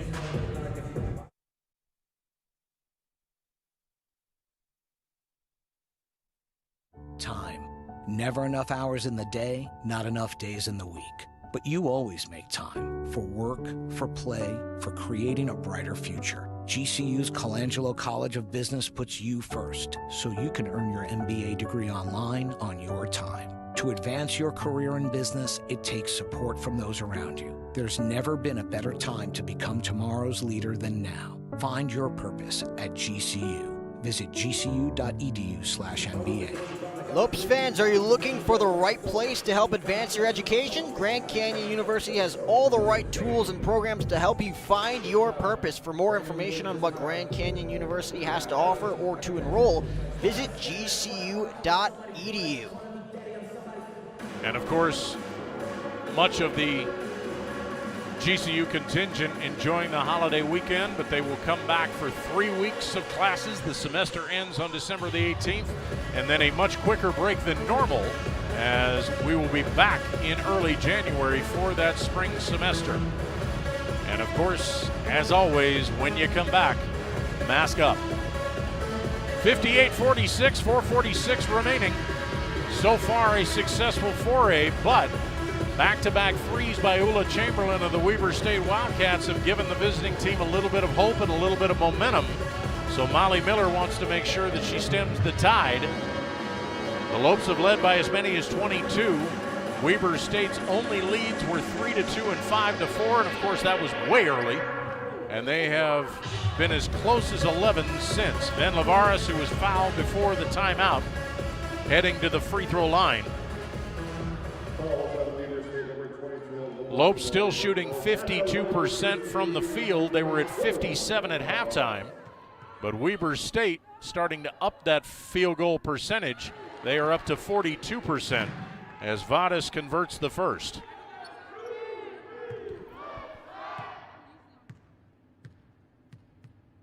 Crowd is hushed. Feeling like a golf tournament. Ben Lavares makes them both, and it's 60-46. And once again, the Lopes, as we have been saying all day, into that full court pressure defense. But this time they're able to solve it as Chamberlain drives inside, bangs into Pieta, no harm, no foul. Out front, open look, three-pointer, that one off the mark, but Chamberlain able to get the carom, goes in with the right hand and scores, and suddenly Ula Chamberlain, after only 2 points in the first half, is in double figures with 10. Weber State again back within a dozen. Well, I think you said it best. 2 for 9 in that first half was Ula Chamberlain. We're starting to see the upside from number 0 here in the third quarter. Jackson forces up the shot, won't go, and Williams takes the rebound away. Here is Corey Pencer. Drives off for Ashley Toms in the corner, throws it cross court for Chamberlain. Chamberlain thought about the three. Brown made her change it. Inside hook pass, Pata to Williams, bangs into the defender Brown. Can't get the shot to go, but on the rebound it goes out of bounds, out off of GCU, and starting to see a little bit of an ebb in intensity swinging towards the Weber State side. Katie Scott will check in. Vadas and Tiana Brown will check out. So now the starting 5 back in for Molly Miller of Pieta, Jackson, Caldwell, Shorts, and Scott. Here's a pass, somehow gets to Chamberlain. She'll put it up for 3, won't go, but she had her foot on the line when she caught the pass, so a break for the Lopes as Chamberlain getting a lot more open looks, and they're all at the same side of the floor. Yeah, big break for Nana Jackson right there. Got a little crossed up there with Ula Chamberlain again with the wide open shot opportunity. Again, just misplacing her feet there. Could be a big blow here if GCU is able to capitalize offensively. Under 4 minutes left to go, third quarter, and the Lopes stagnating a little bit the last couple of times down offensively. Shorts holding the ball with the high post, has to get rid of it and throws it away. Shorts will retrieve it, and that'll be a back and over violation. Shorts looking at lead official Robert Schofield, saying it was deflected. Schofield doesn't agree, and this time it's Weber State's chance to celebrate a turnover and get the ball in their front court. Corey Pencer, Dominique Williams, Vicky Pata, Ula Chamberlain, and Ashley Toms with the ball, and Toms got the inbound, tried to throw it back to Pencer, and Corey wasn't expecting it, and instead Toms throws it to her head coach. That'll be a turnover. Well, it seems like every time that momentum might be swinging in the direction for the Wildcats, they just shoot themselves in the foot, Jim. Perfect example right there as the Lopes once again looking to take advantage. Pieta in the half-court set, gets it over for Taylor Caldwell, way outside on the perimeter. Now for Jackson, around a screen, sees daylight, scoop up, high-arching jumper, drops through, score it, count it, foul. Send Nana to the free throw line for the three-point play attempt. Well, we saw a lot of Nana Jackson in half number 1, looking for the three-point play right here, perfectly executed, puts her body on the line, and it pays off in a big way. Third personal foul off the bench for Vicky Pata. And that's the 4th-team foul for Weber State in this third quarter. The Lopes yet to commit an infraction. Jackson, who is 2 for 2 from the stripe so far in the game, make it 3 for 3. And Nana now in double figures with 10.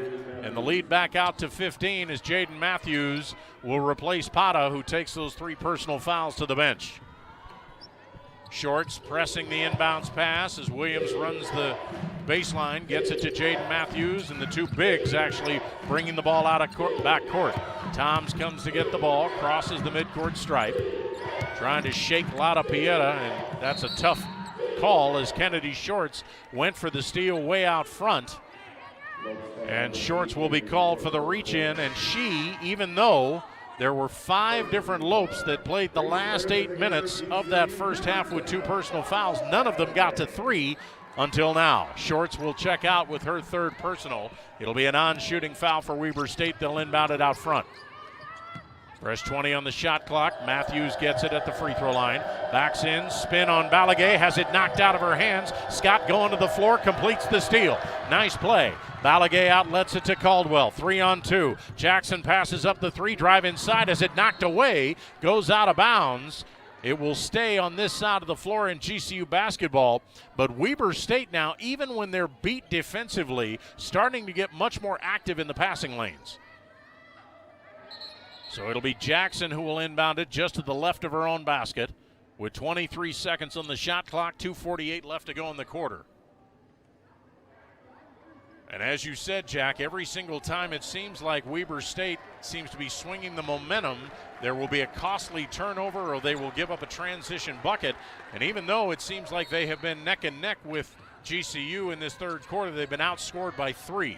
Balaguer with the ball out front, give it to Jackson. She'll square and fire for 3, won't go, but she's knocked on the floor. The foul will be called on Ashley Toms, and that will send Nana Jackson to the line for not 1, not 2, but 3 free throws at the Lope stripe. Well, these are unacceptable fouls if you're Coach Harris right there. Toms down by 15 with her offense trying to make this somewhat interesting for Weber State. You can't have plays like that with Nana Jackson. We've seen what she's been able to do from the line thus far, even moments ago. Jackson, again, played at Providence College her first 2 years of college and then played at Youngstown State in Ohio. And even though she has already graduated, another year of eligibility, and the Lopes are oh so happy she does. She's already making an impact. First free throw good, next free throw not good, but again, fouled in the act of shooting a tray. She will get one more attempt to try and make this a 17-point lead. First name is Nidasia, as we've said, but the Oakland, California native has been called Nana since her childhood.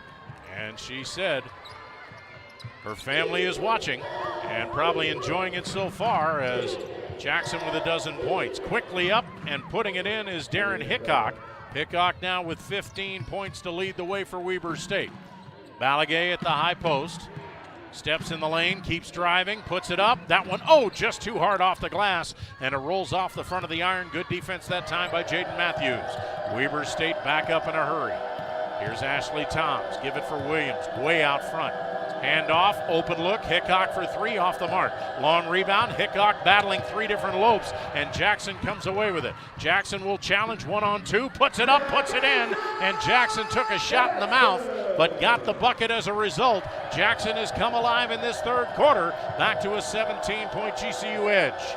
Nana making that one look way too easy. Once again, putting her body on the line there, getting the roll. Bank is open on this Friday afternoon. Williams straight away for 3. It's short. Long rebound to Caldwell. Let's see if the Lopes can use the transition. Caldwell stutter step. Drive, put it up, put it in. Score it, count it, foul. Send TC to the free throw line. Caldwell expecting the contact and put it in on a line. Didn't even look like she had control over that ball, just puts it up and gets the roll. Everything just seems to be going in the direction for the Lopes offense right here, right now. Ashley Toms picks up the personal. That is her 3rd. Caldwell leading the way in scoring with 16 points in her first game back in nearly 2 years. As Jackson getting high fives all around as she'll check out and head to the bench. Tiana Brown back in along with Ven Lavaris. And Caldwell able to successfully complete the 3-point play, and it's back to a 20-point bulge. Final minute 36 of this third quarter. Ashley Toms trying to break the pressure. Caldwell on her hip. Stop the dribble. Gets it up for Hickok. Hickok inch inside and scissors her way through the defense. Puts it up, it won't go, but she was twisted around and fouled by Lauda Pieta. She'll head to the line, and that is Lauda's 3rd personal foul of the day.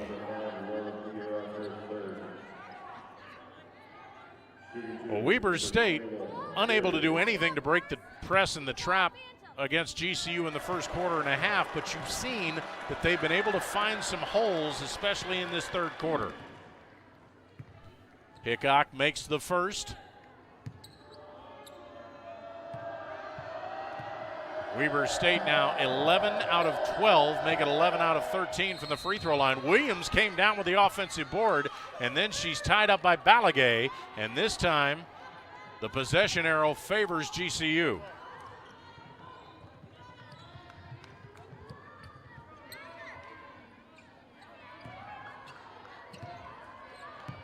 Lopes with a lineup of Balagay and Pieta, the native Spaniards, along with Tiana Brown, Ven Lavares, and Taylor Caldwell. Pieta way out front, waits for Avada's screen, and as Venla makes it, fighting through the screen was Ashley Toms. And Toms goes down, but will be whistled for the foul, and that is 4 personal fouls on the backup point guard. Yeah, once again, Ashley Toms being a little bit too aggressive. And I go back to the Lopes defense. You mentioned Laura Piero with her 3rd personal moments ago, up by 19 at the moment. Wouldn't be shocked to see this defense take a step back or two, trying to limit those personals, again with a 19-point lead, now a 20-point lead.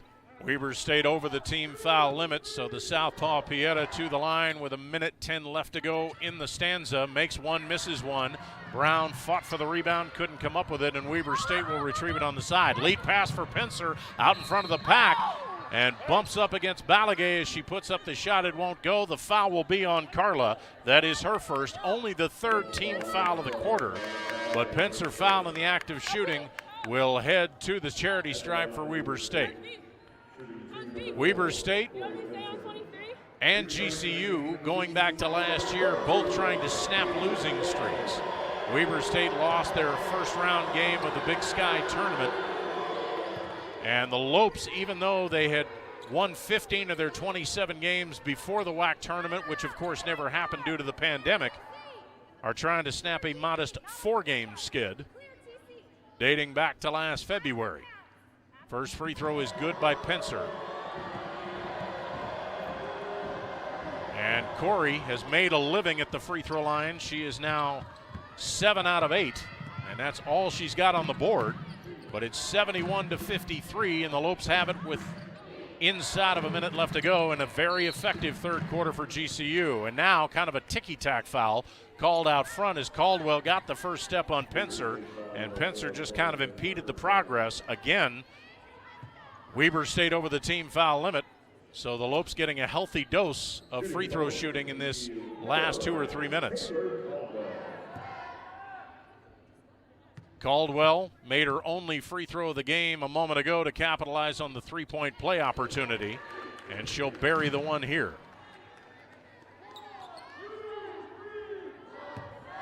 Taylor, the native of Bakersfield, California, went to Bakersfield High. Ready for one more, and that one is good as well. Lopes 73, Wildcats 53. Lopes have led for all but 31 seconds of the ball game. Ashley Toms in the front court.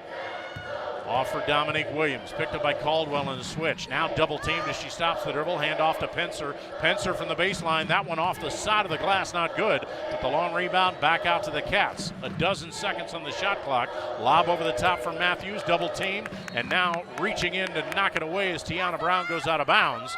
Wildcats will have it, but with only 7 seconds to get a shot up and half a minute left to go in the 3rd. Toms to inbound. Looking, waiting. Pincer trying to sneak free, better hurry, throws it way out front. Here's Hickok. Hickok will drive, puts up an off-balance jumper, won't go, but Caldwell trying to stay with her and tried to go for the block, but instead got her on the side of the head, and Caldwell now joins the 3-foul plateau along with Kennedy Shorts and Lauda Pieta, and Hickok, with 26.7 seconds remaining in the quarter, will head to the free throw stripe. Hickok's first free throw rims around and won't go. One of the few misses they've had so far in the ball game, and the native of Redding in Northern California back at the line to try and salvage one of the two, which she does. Katie Scott will check back in. Ula Chamberlain going to check in defensively for Weber State as Balagay heads to the Lopes bench. Shot clock is off, so Caldwell running the point can go for the final shot, and that's exactly what Molly Miller signals from the opposite side. Let's go for one. They still have 15 seconds in which to do it. Pencer pressuring Caldwell. Down to 10 seconds, now 9. Taylor looks in with 8, now with 7. Got to do something. 6 minutes, now to Scott. Scott backs up, fakes the 3, drive, running one-hander. Perfect with 1 second to go, and that's the way this one will end as Weber State maintains staying a dozen behind, but a late GCU rally brings it back up to over 20 points. End of 3 quarters here at the season opener at GCU Arena, and it's the GCU Lopes 75, the Weber State Wildcats 54. Keep it here for more exciting GCU women's basketball on GCU TV. You use the latest technology to treat patients, but your care and compassion is timeless. Advancing your career means helping more patients and providing even more care. Grand Canyon University's online programs in nursing make it convenient for you to become the expert every patient deserves. Find your purpose at GCU, where advanced technologies drive education. Private, Christian, affordable. Visit gcu.edu/online. So one key component that makes the Waste Management Phoenix Open so successful is Cox Business. Over 700,000 people are going to come enjoy TPC Scottsdale, from digital TV to digital phones to security, and most importantly, that free Wi-Fi all over this property. We simply couldn't do it without a partner like Cox Business. We're grateful, we're thankful, it's a hole-in-one. Jim Howe, Jack O'Hara, so honored to be here and bringing you the first game of the Molly Miller era of GCU women's basketball, and very honored that you are a part of this inaugural GCU TV broadcast for the 2020-2021 calendar year. And Jack, we talked a little bit earlier about the fact that GCU got off to such a great start that it was history making. Their 29 first quarter points, what we originally thought matched a high for points in a first quarter since they went to the quarter format. Well, upon deeper research, our Lopes insider Paul Coro says that 29 first quarter points by GCU ties the Lopes high for any quarter since NCAA women's basketball switched to the quarter format in 2015. They scored 29 points in the third quarter against Chicago State. They scored 29 points in the fourth quarter 4 years ago against UTRGV, and now 29 points in the first quarter today. Not a bad way to get the era started. So the fourth quarter begins. Weber State with the basketball, but they've got some work to do, trailing by 21. Ula Chamberlain, who had the hot hand in that third quarter, tries to get it inside to Williams, poked away. Matthews gets it, gives it to an open Corey Pencer, but that three-pointer's an air ball, and a good box out by Katie Scott. Outlet it to Nydasia Jackson. Fumbles, and it's saved by the trailer Caldwell. Over to Jackson, open in the corner. Three-pointer won't go. Long rebound to the side, reeled in by Aloma Solove. Solove dribbling out of backcourt, but the Lopes are back defensively. Gets it off for Chamberlain. Chamberlain, who has had the hot hand from three-point range, passes it up this time. Give it to Matthews, back to Chamberlain on a give and go. Scoop pass inside for Matthews. They're in the lane a long time, but no 3-second call. Instead, Matthews able to convert the layup. 75-56. Lopes have led by as many as 22. Weber State has had a couple of rallies, but they have not been closer than 12 points since the first quarter. Here's Vada, springs free, 8-footer, bound around and off, and on the rebound scramble, Pencer and Caldwell jockeying for position, and the push off by Pencer will keep it on this side of the floor, and Weber State with 3 players with 3 fouls or more, and all of them coming off their bench, Pencer, Toms, and Pata.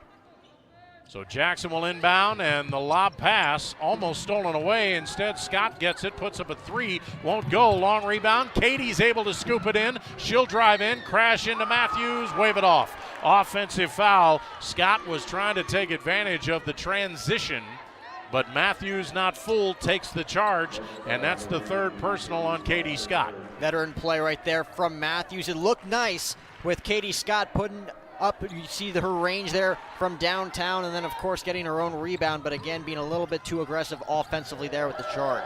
Full court trap, but able to break it is Weber State as Matthews gets in the front court. Pencer drives the baseline all the way in, put it up, it'll count, she's fouled. Jackson trying to come over but got there too late. And so Pencer gets Weber State started off and will try for the three-point play. Foul is on Nana, that is her first, and she's actually the only GCU starter with under 3 fouls. Jackson will check out. Molly Miller maybe sensing some momentum shift.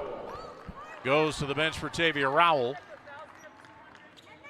And meanwhile, Pencer, the Idaho native and one of 2 Idaho natives on this Weber State team, the other being Dominique Williams,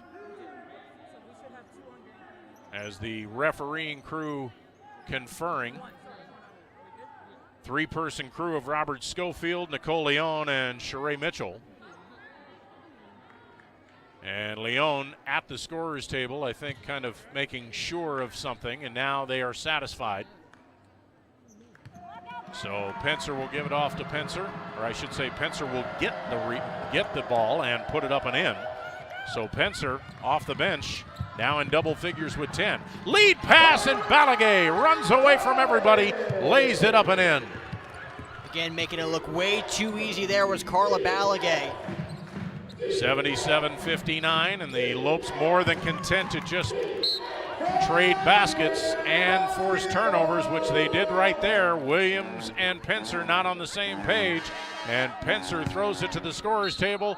So the Lopes once again, as we saw many times at the beginning of that third quarter, will be able to start a possession in their front court. Tiana Brown will inbound just to the Lope side of midcourt. It's Brown, Scott, Taylor Caldwell, Tavia Rowell, and Carla Balagay. 5 on the floor from Molly Miller. Here is Brown, way out front. We played 2 minutes of the fourth quarter. Scott back to the basket, now backs away, start to drive. The spin, the shot, a little bit short. Rebound inside position by Matthews, and Balagay a little bit over aggressive. Will be called for the reach in. That is her second. Kennedy Shorts will check in as Molly Miller, I think, trying to shore up the interior. As so far in this first 2 minutes, we've seen Katie Scott spending a lot of time on the high post. So Shorts now ready to cover the inbounds pass. Williams struggling. Did she get it in? Just barely. Molly Miller didn't agree. Here's Pencer streaking down the right side. Caldwell on her hip. Lopes are back defensively, so here's Williams way out front. Back to Pencer. Has a little room in the interior, decides not to take it. Here's Matthews. Handoff. Nice shimmy shake by Hickok as she was able to shed the defender. Goes inside, can't get the shot to go, but the foul will be called on Tavia Rowell to send Hickok to the free throw line. And Hickok now 3 of 4 from the line and leading the way for Weber State with 18 points. Fouls were not an issue in the first half for GCU as Molly Miller effectively balanced a bunch of people with 2 personal fouls, but now she's got a host of people with 3. Free throw in and out by Hickok. 7:36 left to go, and the Lopes hoping that they can relax a little bit and be satisfied with a season opening win before they get ready for Benedictine Wednesday night at 6. And if you can't be here with us, be here with us on GCU TV. We'll have the call starting at 5:55 with tip-off at 6 o'clock. Again, that's next Wednesday night, December the 2nd, right here on GCU TV. 1 of 2 free throws converted. Here's Rowell out front, bothered by Corey Pencer. Stop the dribble, trying to get rid of it, gets it to the cutting Pieta. No look for Balagay. Back for Rowell, splits the defense, puts it up off the glass and get it. Tavia Rowell really had to work for that one, but that's her second field goal. I'd say the entire offense really had to work with that one. Again, everything going their way with some of those passes there. Piero at the no look, like you said, Tavia Rowell looking to get going here in this fourth quarter. We've seen what she can do from long range a season ago. Looking to see more from her here in these coming minutes. Here's Hickok. She's had the hot hand. Nice pass inside to Matthews, who was alone for a moment.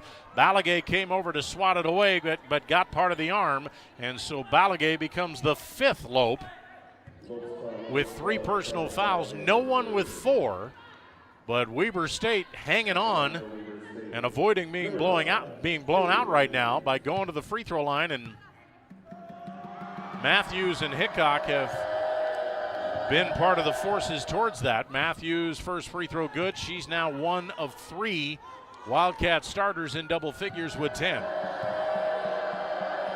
Matthews will get one more. And the Redding, California native converts. 79-62. And you can expect that Molly Miller is not going to have the Lopes take the foot off the gas. Pieta gets the first step. Shot won't go. Balagay swoops in to get the offensive board. Reset the shot clock. Here's Rowell out for Pieta. Takes a glance at her head coach to get the play behind her. She'll bring it back out front and reset it. 8 seconds on the shot clock, now 7. I'm not sure she sees it. Starts to drive on Pencer. Stop at the free throw line. Backdoor pass is a beauty. Brown can't get it to go. Shorts had the rebound, and then she gets swatted on the side of the head and goes down. Foul called on Jaden Matthews. That is her third. Only the second team foul of the quarter for Weber State. GCU with 6:15 left already over the team foul limit. So this will be a non-shooting foul. And Pieta will get it. Pieta actually thought Nicole Leone was putting the ball on the floor for her to pick it up. And Nicole was just adjusting the mask. Welcome to the new normal. Now Pieta will inbound to Short. Short's in the lane. She'll spin, start left, go right, and the shot won't go. And the Lopes have had a ton of layups at point-blank range that have just been too hard off the glass. Just a little too much power there from Kennedy. Shorts off the glass. Williams fumbles, gets it back. They play catch out front. Williams will hand off for Hickok. Hickok start to drive, and she'll put the shot up, and Balagay again, maybe not necessarily holding her water, goes over the top and commits the foul. And very quickly in this fourth quarter, Carla Balagay has picked up 3 of her 4 personal fouls. She's going to have to head to the bench. Rowell and Tiana Brown will join her. And so Jackson, Caldwell, and Katie Scott back in. So the 5 starters on the floor along with Pieta and Shorts for Molly Miller. As back to the line goes Darren Hickok. So Hickok with a nice inaugural game of 2020. She's now got 20 points and trying to add to it here. Both free throws good. So Weber State won't go away. It's down to a 15-point Lopes edge. And as Jackson brings it to the three-point arc away from the ball underneath, Matthews will be whistled for the foul, and that is her 4th. So both teams getting more physical, but the 3-person refereeing crew not having it. Another non-shooting foul as Pieta inbounds it to Scott out front. Lob for Shorts. One bounce, she'll spin, she'll put it up, and it will drop through this time. And they knew exactly where to go because Matthews had the defensive assignment, and she couldn't pick up that 5th foul. Inside, outside to Chamberlain. 3-pointer won't go. Matthews fighting for the rebound, comes out front. And another chance. This time Williams for 3. That's way off. Here come the Lopes the other way. Jackson coming right down the middle. Stop outside, waits for her teammates to get set as we near the midpoint of this 4th quarter. Still a 17-point Lopes edge. Scott the drive. She'll put it up, won't go. Hickok let her go. Matthews, lead pass for Chamberlain. Jackson to beat. Jackson able to reach in, knocks it out of her hands, goes out of bounds. What a play. So Weber State will get the ball back, but very adept hands by Jackson to avoid picking up the foul and avoid the easy lay-in.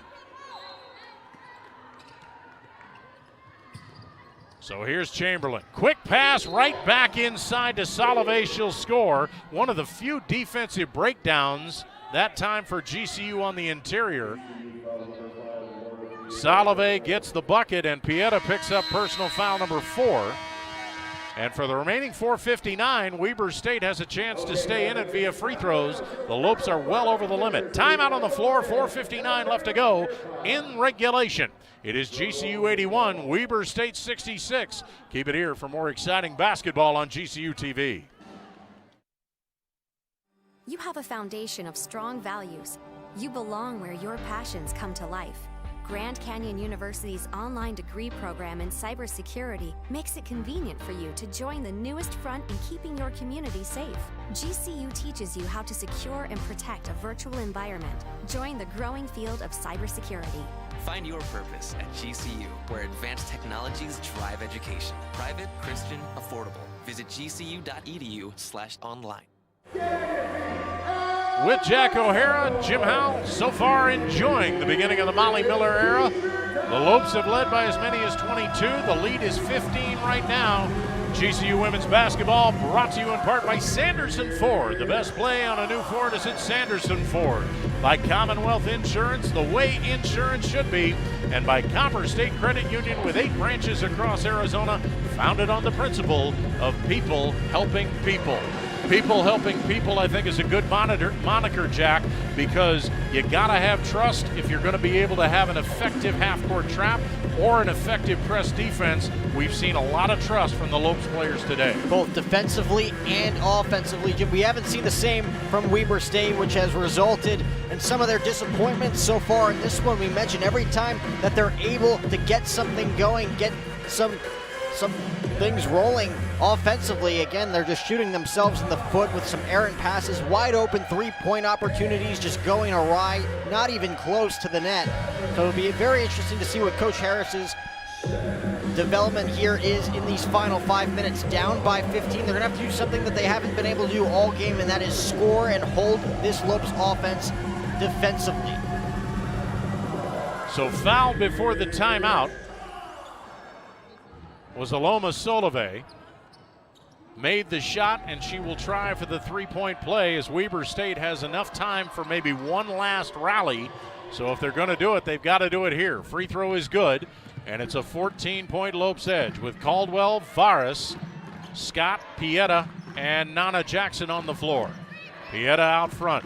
Runs away from a Katie Scott screen, throws it out front, but Caldwell was sneaking inside. Off her hands, saved by Jackson out front. Still a dozen seconds to get a shot off.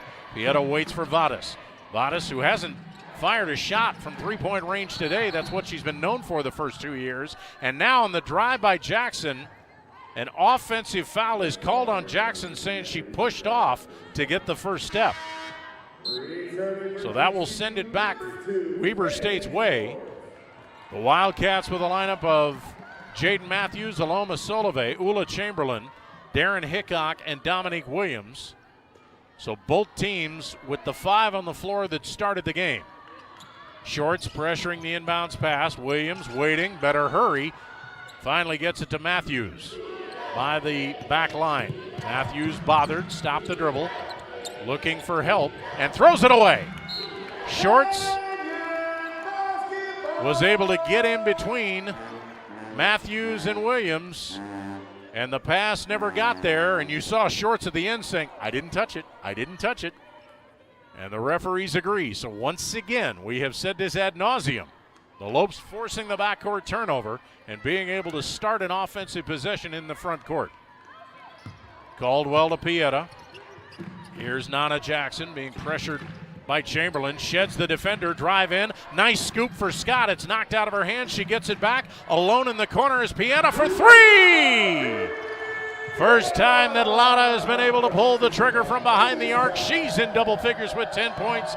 Lead back to 17. Well, a wide open opportunity there for Laura Piera. Took her time and was able to set. And once again, this defense stepping up in a big way for Coach Miller. Solove throws it away at the free throw line. Lopes recoup another turnover. That is now 24 turnovers, 12 in each half by Weber State. And that is a huge stat on the ball game. Here's Pieta outside the left arc. She can be patient. Inside Jackson, goes to the hoop, but they'll wave it off. Short set a screen to spring her loose. But the foul will be called on Chamberlain, trying to fight through that screen. That is the 4th team foul on Weber State. Lopes have been over the foul limit for forever.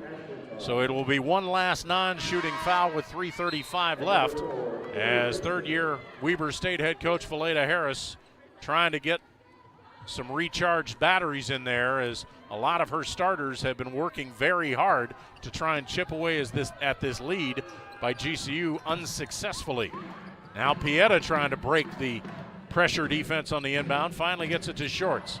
Back to Pieta, backs out, starts right, goes left, little teardrop in the lane, drops through, and Pieta continuing to show how much she has worked in the offseason on that short-range jumper. Here's a lob pass. Chamberlain comes down 2-on-2. Wants to go outside the arc, give it to Pencer. Pencer with a little hippity hop, indecisive as to whether or not she wanted to pull up for the three or drive. She'll be called for the travel. And she did have an opportunity there to put up a shot, but like you mentioned, the hesitation, just unable to connect. And once again, Weber State, you can see the hesitation, the shakiness. They have not been on their A game in this one here in the opener. Pieta will check out with 3:12 to go. 8 of her 12 points coming in this fourth quarter. And the Lopes starting to put this one on ice. They lead by 19 with 3 to go. Weber State has not gotten any closer than 12 since the first quarter. Caldwell weaving her way through, all the way in, put it up, won't go. Shorts fighting for the rebound, can't control it from going out of bounds. Tiana Brown will check back in, and Katie Scott's inaugural day as a Lope likely is done with 2:53 left. Inbound to Chamberlain, lead pass, here's Ashley Toms, comes down 1-on-2, wisely backs it out. Give it to Chamberlain. 2:45 to go, lob over the top, nice pass. Williams catches it, brings it down, can't get the shot to go. Rebound scramble, bodies on the floor, Caldwell comes out with it. Here come the Lopes. The Lopes can afford to use some clock. Caldwell, stutter step, sees daylight, all the way to the hoop for 2. TC finishing with a flurry. She's got 21 to lead the way. 2:20 to go, it's back out to a 21-point game. Pencer all the way in, put it up high off the glass, no. But she'll be fouled on the play by Tavia Rowell. But with 2:15 to go, I think this one is tucked safely in the Lopes' wallets. Again, up by 22. I think it's safe to say that Taylor Caldwell will be taking home player of the game in this one, pending any sort of miracle comeback. Jack, down by 22. Couldn't you bury the lead? Almost. 2:15 to go, I understand, but 88-67, and again, Weber State, all they could do at this point is tread water and, again, kind of chip away here with some of these foul shots. They have had a ton of opportunities when it came to free throw attempts. Again, just have not been able to connect on any side of the ball on this one. Pencer to the line. She's had a good game off the bench for Valeda Harris's Wildcats. She has 11 points, kind of provided that spark in the second quarter when Weber State was able to close the gap to 12 at halftime. Makes them both 88-69, and Pieta still in the ball game at the point guard spot. Now able to be a little bit more methodical as the Lopes try to use some time. Rowell waits for a Balagay screen, backs out. Now she finds herself alone, fires a three, her first one of the day. That one's high off the arc, not good. Rebound comes down to Darren Hickok. Comes down the left side. Lopes are back. She trying to make something happen. Gives it to the trailer Toms, and she'll put up the three and get it. Toms' only 2 field goals of the day have come from behind the arc, but too little too late as it's 88-72. Final minute 35 of this one, and it looks like Molly Miller is going to keep that home court streak going. Keep in mind, Molly Miller in 6 years at Drury never lost a home regular season game. Rowell will check out. Go ahead, Jack. 180-17. I was going to say that is not a small sample size, Jim. The reigning 2-time NCAA Division II Coach of the Year, who decided to make the Division I dream a reality on April 7th, and the Lopes right now ecstatic that she did. Jackson to the line. Nana has had a good night at the stripes. 6 out of 7, make it 7 out of 8. And so 4 of the 5 Lopes starters in double figures, Caldwell, Shorts, Pieta, and Jackson, led by Taylor Caldwell's 21 points. A balanced effort, and that's exactly what Molly Miller wants to see. And the Lopes have hit 90 with 1:20 to go. Keep in mind, that Drury was also, the Panthers were #1 in the NCAA Division II in point differential. There's a beautiful steal out front. Brown and Balaguer combining for the turnover, and Pieta now will wisely bring it out. 1 minute left in this one. Pieta weaving through traffic, and they say she stepped out of bounds. Now the referees are going to confer to see whether or not it was a foul or just a turnover. Nicole Leon and Sheree Mitchell conferring, and they're going to say that the Lopes called a timeout before the turnover, so we will keep it here. 59.5 seconds remaining. And so Jack, now Molly automatically, as we've talked about, one of the most competitive people you will meet. She is probably going to celebrate this for all of about 90 seconds and go to the locker room and say, hey, good job, and say, hey, by the way, now we're back to work on for Wednesday. That's the next opponent. We'll have it right here at GCU TV starting at 6 p.m. on December the 2nd. But now, what's maybe the main thing that you think, gosh, we got 90 points on the board, that's a plus. We got a lot of turnovers, that's a plus. What do the Lopes work on in the next 5 days? Well, again, a lot of expectations coming into this one, Jim. We've seen a lot of positive attributes. Obviously, Taylor Caldwell and Kennedy Shorts getting their fair share of opportunities. We did see Katie Scott in this one, and here she is once again looking to get herself on the board, being very aggressive on the boards as well. Look to see more from her on Wednesday night. And again, very highly touted freshman for the Lopes. And again, look to see more of that defense against Benedictine, creating opportunities for this offense. That layup by Scott was her 3rd field goal of the quarter. And Lada Pieta just forced the turnover out front, knocking it off the knee of Ashley Toms. And that's kind of a fitting way to finish this one. Scott and Jackson high-fiving everybody as they head to the bench. Actually, Scott's going to stay in. It'll be Rowell, Tiana Brown, Carla Balaguer, Katie Scott, and Ven Lavaris, presumably for the final 41.5 seconds. And you can hear this 250-person contingent singing na na na, hey hey goodbye, and Lada Pieta knocked down hard.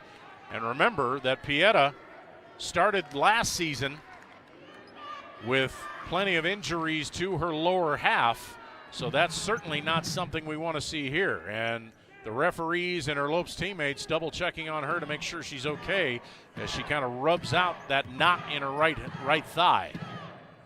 That is also the 5th team foul on Weber State. So Lauda's going to head to the free throw line.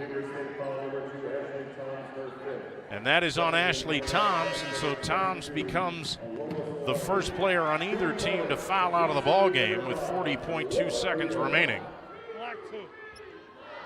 Not that that foul was irrelevant, but Ashley Toms with some pretty relevant fouls in this game, leading to a lot of Lope success offensively. Again, Weber State, we've mentioned a few times in this second half, creating opportunities for themselves offensively, but again, some timely fouls by Ashley Toms in this one, kind of ending any sort of momentum that Weber State had offensively. Even though Pieta makes 1 of 2 there, that's another encouraging sign for the Lopes, because they did struggle with free throws much of the last 2 years, but they are 17 out of 21, make it 22 from the charity stripe today. Molly Miller will take that all the time. Chamberlain's 3 won't go. Rebound scramble comes out front. Pieta gets it, but a whistle on the collision between Solove and Vadas, and the foul is going to be called on GCU's Ven Lavaris, again with both teams in the bonus. That will mean an extra chance for Aloma Solove to pad the stats. She has 9 points and trying to be the 4th Weber State starter to get into double figures. 25.9 seconds remaining. First free throw not good.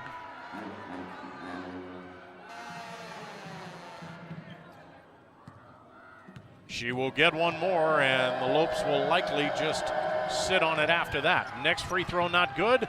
Rebound to Rowell. Here's Pieta. And now all she has to do is cross midcourt and run it out. And that looks to be what she's going to do. Solove will pressure, but they will call off the Dogs. 10 seconds, 9 seconds. Pieta just playing keep away. And the 21-point cushion is the way this one's going to end. A successful foray to the Molly Miller era, who has still in 6+ years as a head coach on the NCAA level, not lost a home regular season game. She also has not lost a regular season game in nearly 2 years, dating back to January of 2018. The Lopes 4-game losing streak from a year ago is history, and the Lopes players all smiles, celebrating as they make the way around the court. Unfortunately, because of COVID, they normally would be going into the stands and shaking hands, but we know that's not something that's going to happen this year. But they are still letting the fans of 250 deep who were allowed into the building today to celebrate with them before they head to the locker room with a 93-72 victory and a strong performance by this Lopes team, Jack O'Hara. Well, do you think it lived up to the hype? I think it absolutely did, because we said we knew that they didn't want, as we go back to our Sanderson Ford 3 keys to the game, we knew that they didn't want the moment to be bigger than them. We knew that they had had 8 long months of anticipation, but they didn't want those nerves to come out. Yeah, they had a few miscues in that first 4 or 5 minutes of that first quarter, but once they were able to calm down and really use that defensive pressure to create offense, you saw that rhythm flow. Well, you said it best with the new game plan, sticking to it. They stick to it all 4 quarters, which led to a tremendous offensive contribution from the GCU player of the game in Taylor Caldwell. Again, her first game in nearly 2 seasons. We mentioned her torn ACL from a season ago, not getting any reps last season. 21 points, hit a 3 right off the bat in quarter number 1. We mentioned the 29 points, historic for the Lopes in that first quarter. Kennedy Shorts, you got to give her credit to where credit's due as well. 17 points. We mentioned the amount of time that she's played the first 2 seasons, really getting her opportunity here as a starter here during her junior season. All in all, a great performance. I'm just upset that Ron Burgundy didn't come up and share an inning with us. So I will give it to you for our inaugural game, our inaugural basketball broadcast together, and our inaugural broadcast of the Molly Miller era. You had 4 people in double figures. Who's your player of the game? My player of the game, like I said, we had plenty of opportunities with Kennedy Shorts, Laura Pierre making her name felt, but it's got to go to Taylor Caldwell. 21 points, 8 for 12 from the floor. We mentioned a few 3-point opportunities, really making her presence felt, again, with that knee brace as well. It didn't seem like she had anything that was holding her back in this one. Didn't seem as if anything was discomforting to her with that knee. She looked 100% in this one, as did this offense. Diving for loose balls, being able to get that first step in that defensive pressure. You're right, and 21 points, and I think the other big stat for her, because this is not what you expect from TC, 7 rebounds, wound up leading the team in rebounds, and that's not just a testament to her, but that's also a testament to Molly Miller's scheme, in that you don't just wait.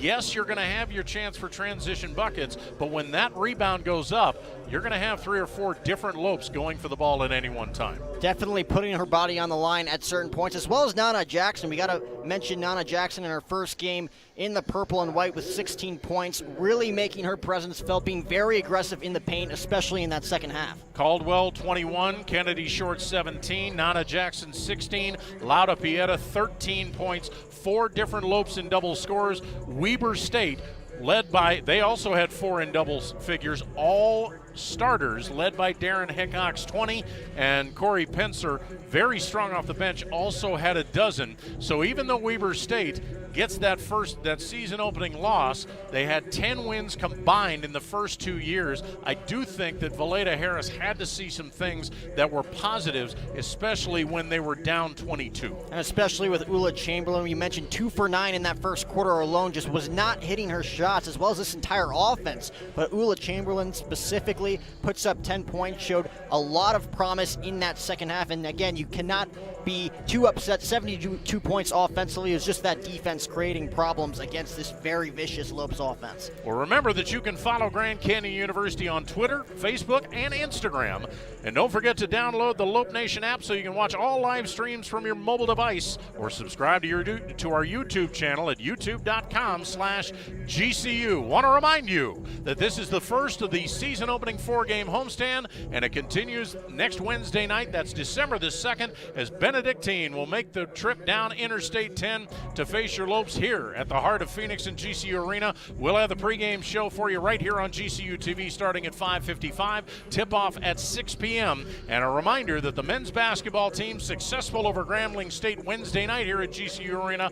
Back on the hardwood a little over 24 hours from now. They will take on Benedictine's men's team. That'll be a 6 p.m. tip-off. You can catch that with Barry Butel and Scott Williams on Fox 10 Extra as well as ESPN3. And you can also catch it on radio with the radio voice of the Lopes, Michael Potter, along with Lopes Insider Paul Coro. Pre-game show at 5:30 on TV, 5:45 on radio. And remember, you can catch the radio broadcast at 1580 The Fanatic, either online or on radio. Jack O'Hara, so glad to have this chance to be with you. I'll talk to you on Wednesday night. I'll be there. So for my partner in crime, Jack O'Hara, this is Jim Howe speaking to you from GCU Arena, where we finally got the lights up and got basketball going. And an entertaining basketball game it was, and the Molly Miller era is successful. Final score here from GCU Arena in Phoenix, it's the GCU Lopes 93, the Weber State University Wildcats 72. Have a great evening, everybody, and go Lopes.